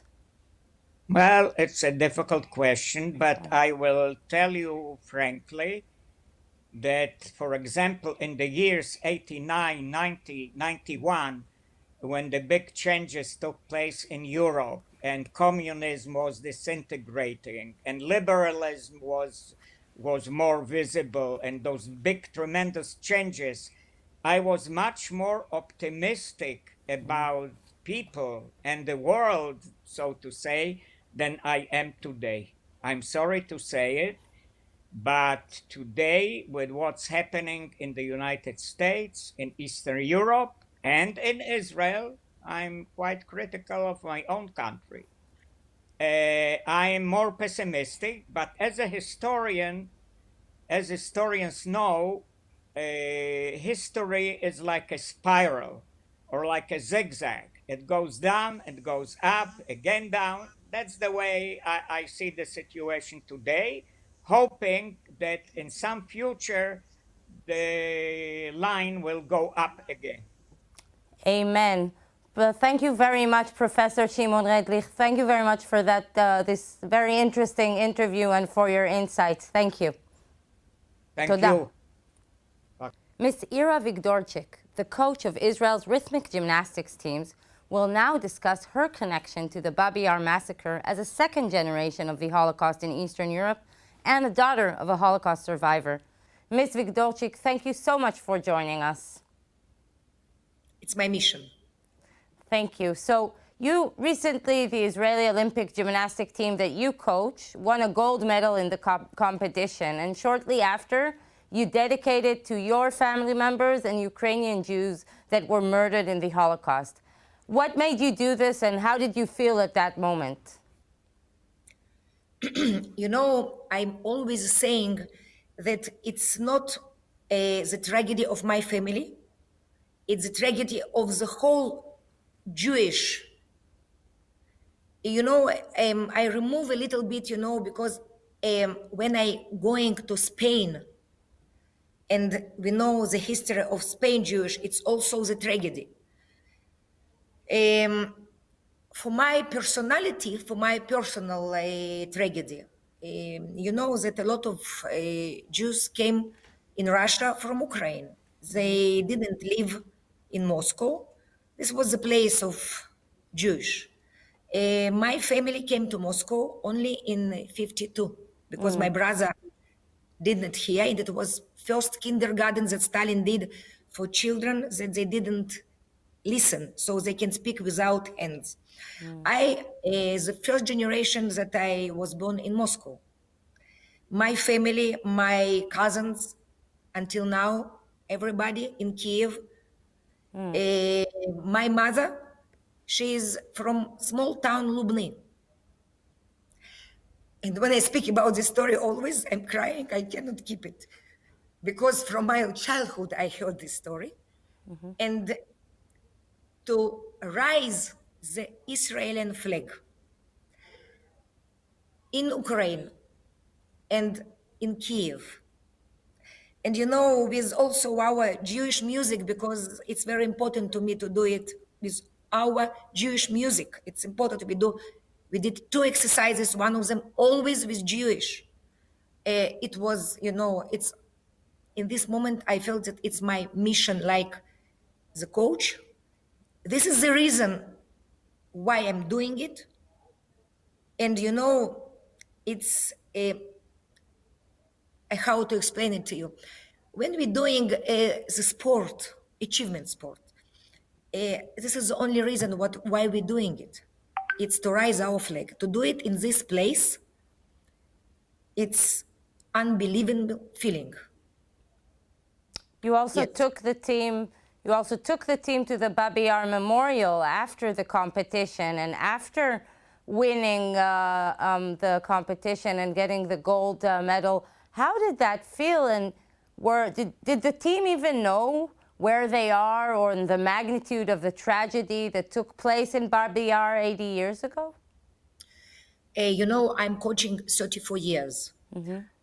In every place I'm going, if we have a little connection to Jewish in every country, I'm taking our teams. So it's not the first team. You know, this year I was 3 times in Kyiv, and I'm taking them 3 times, the same team. Of course, they know before, you know, they studying in Israeli schools, you know, we mark the Holocaust Day in Israel, you know, sometimes it happened. I speaking with these girls and I explain them when they feel very difficult and very hard because they have 10 hours a day training. I explain the only reason we are doing it is to raise Israel flag. And do you find that the young generation connects to this experience of yours and to these goals of yours? You know, if you explain what you feel, and you know, I don't know if you were in Babier, but the tragedy things in Babier Yar, that it's very beautiful park, that Ukrainians are going and children are playing, and under this ground, there are stones of thousands of Jews, and not only of Jewish people. And this dissonance of quiet life in the middle of Kyiv, and the biggest tragedy of our people, it's unbelievable. And when you explain it to children and explain to them, I have a lot of gymnasts that are not exactly Jewish, because we have in Israel a fourth generation, third generation. It's very important to me to explain to them why they're doing it for Israel flag. This is the reason. This is the connection between sport, Israel, and our biggest tragedy. And before you made Aliyah and came to Israel, growing up in the former Soviet Union, how much did you talk about the Holocaust in the education system? How much did you talk about it with your family? Soviet Union, they speak a lot of tragedy of the Second World War. They not speak about Jewish, because because in Soviet Union, in the time when I grew up, it was a big anti-Semitism. The Soviet Union, every year 9 of the May, the marking day of end of the Second War. But myself, I knew it from I was a small girl. I didn't understand what is it. I didn't understand why I'm Jew, what is it? But I know, the 5 line in my passport. It's written Jew. I didn't know what is it, but I knew the time different every time. I'm sitting, when I was coming to the school, I'm struggling every day with somebody who told me, you're Jiddisch, you're Banючий Жид. I knew the time different. And did your family talk about it with you? Was it discussed or was it buried? There's this story that my grandmother and grandfather died exactly like in Babier Yar. In one day, they murdered by German. About my mother, she told me this very tragic story. That it was the summer, she was 12 years old when she was in Lubny. Like every summer, she went to her grandmother and grandfather, also with her cousin. And she even heard, she told me in Russia, talking between my grandmother, her mother, and her grandmothers about that my grandmother told to her parents, you have to leave Lubny because Germans are entrance into Soviet Union. And she remembered this unbelievable tragic day because when they understood that last week, and my grandma took my mother, she was 12 years old, on the carriage with horses, and they ran away, and a lot of old people ran after them and asked them to take them, and there were no place, because it's the decision of the mother to take the daughter or to take the parents. And she remembered that she saw a last time her grandmother and her grandfather, and couple days after they killed exactly, murdered like in Babier Yar, 4,000 Jews murdered in Lubny. And after that, some Ukrainian woman told after the war that when they went to dying, her cousin, his father of this cousin was a German, a father of this cousin. And one of Ukrainian woman told to German, no, don't kill him. He is Ukrainian Ditino. He's German boy. And they gave him the permission to get out from, from this way that they went. And he told, no, I'm going with my grandmother and grandfather. So I knew it from my childhood. And when I'm going to Ukraine, I feel the blood of my grandmother and of everybody. Yes. Thank you very much for this very interesting interview and for telling us your story. Thank you, Ira Vigdorchik, and good luck with your mission. We hope you continue with your mission as well. We have reached the end of the seminar. And to deliver the closing remarks, here's Mr. Avner Shalev, Chairman of the Yad Vashem Directorate. Good evening.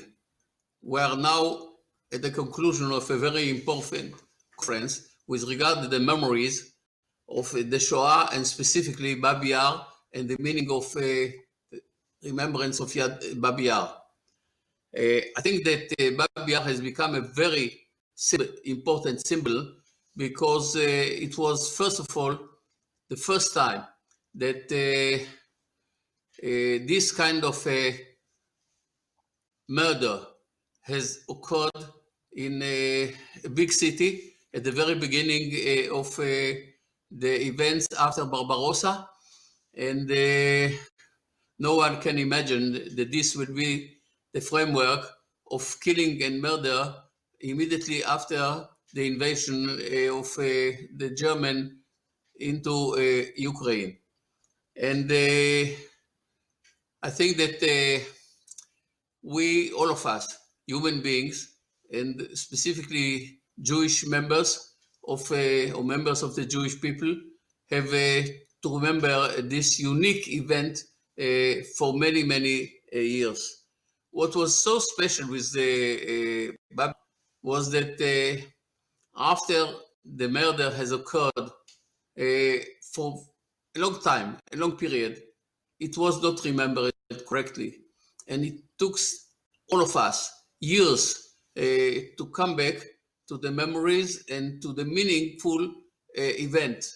And I think that it was the beginning of the 60s even, where this very important poem was published by Yevtushenko.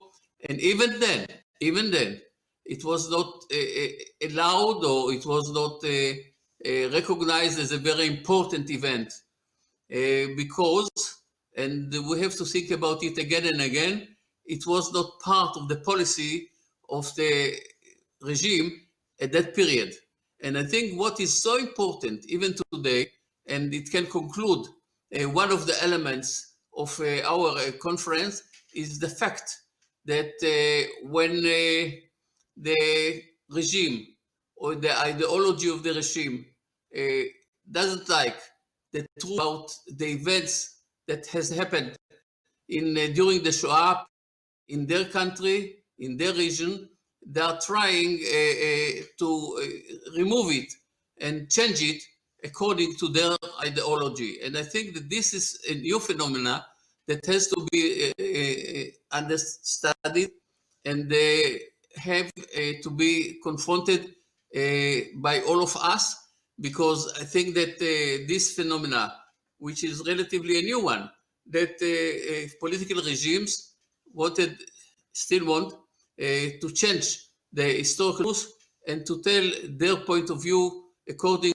to their ideology and their policy in their own country right now, so many years after the events have occurred. I think that what is so important to youngsters all over the world, and not only to youngsters, but regular human beings, sensitive human beings, is that we have to remember the truth. We have to remember the truth. We have to fight for the truth. And I think that this is the relevancy of youngsters in their own memory. And this process should continue right now and for the years to come. And this is the importance of the relevancy of the events that have occurred in Babier, and not only there, but elsewhere in other areas that the killings took place. And I think that youngsters all over the world wants to keep their memory, wants to keep their values, and they know that you have to do it only by telling the truth, only by telling the truth. And I think the lesson, which is a unique lesson that we are right now concluding about Babier, is tell the truth, again, tell the truth, and then it will be relevant to young people and to shape their own identity and to understand deeply the importance of this kind of process. Here we are And this is what we are doing all over. We are doing it in the museums all over the world. We are doing it very intensively in Yad Vashem because this is our duty. And we do believe that by doing it, we keep the values and we can give the right tools for youngsters to develop their own personality in the right direction, and it will bring the right conclusions to young people all over the world to keep the human values. Again, to keep the human values. And by doing it, we are doing very important process for the, I think, youngsters all over the world and keeping the values of young people all over the world. Thank you for doing this unique seminar, and thank you for giving me the opportunity to conclude this kind of a seminar and to return back to the very important elements that we have, all of us have to keep along the way. Thank you so much and good evening. And that concludes this seminar. Thank you for joining us in discussing the untold story of the Holocaust in European Jewry. Thank you again for being with us here today.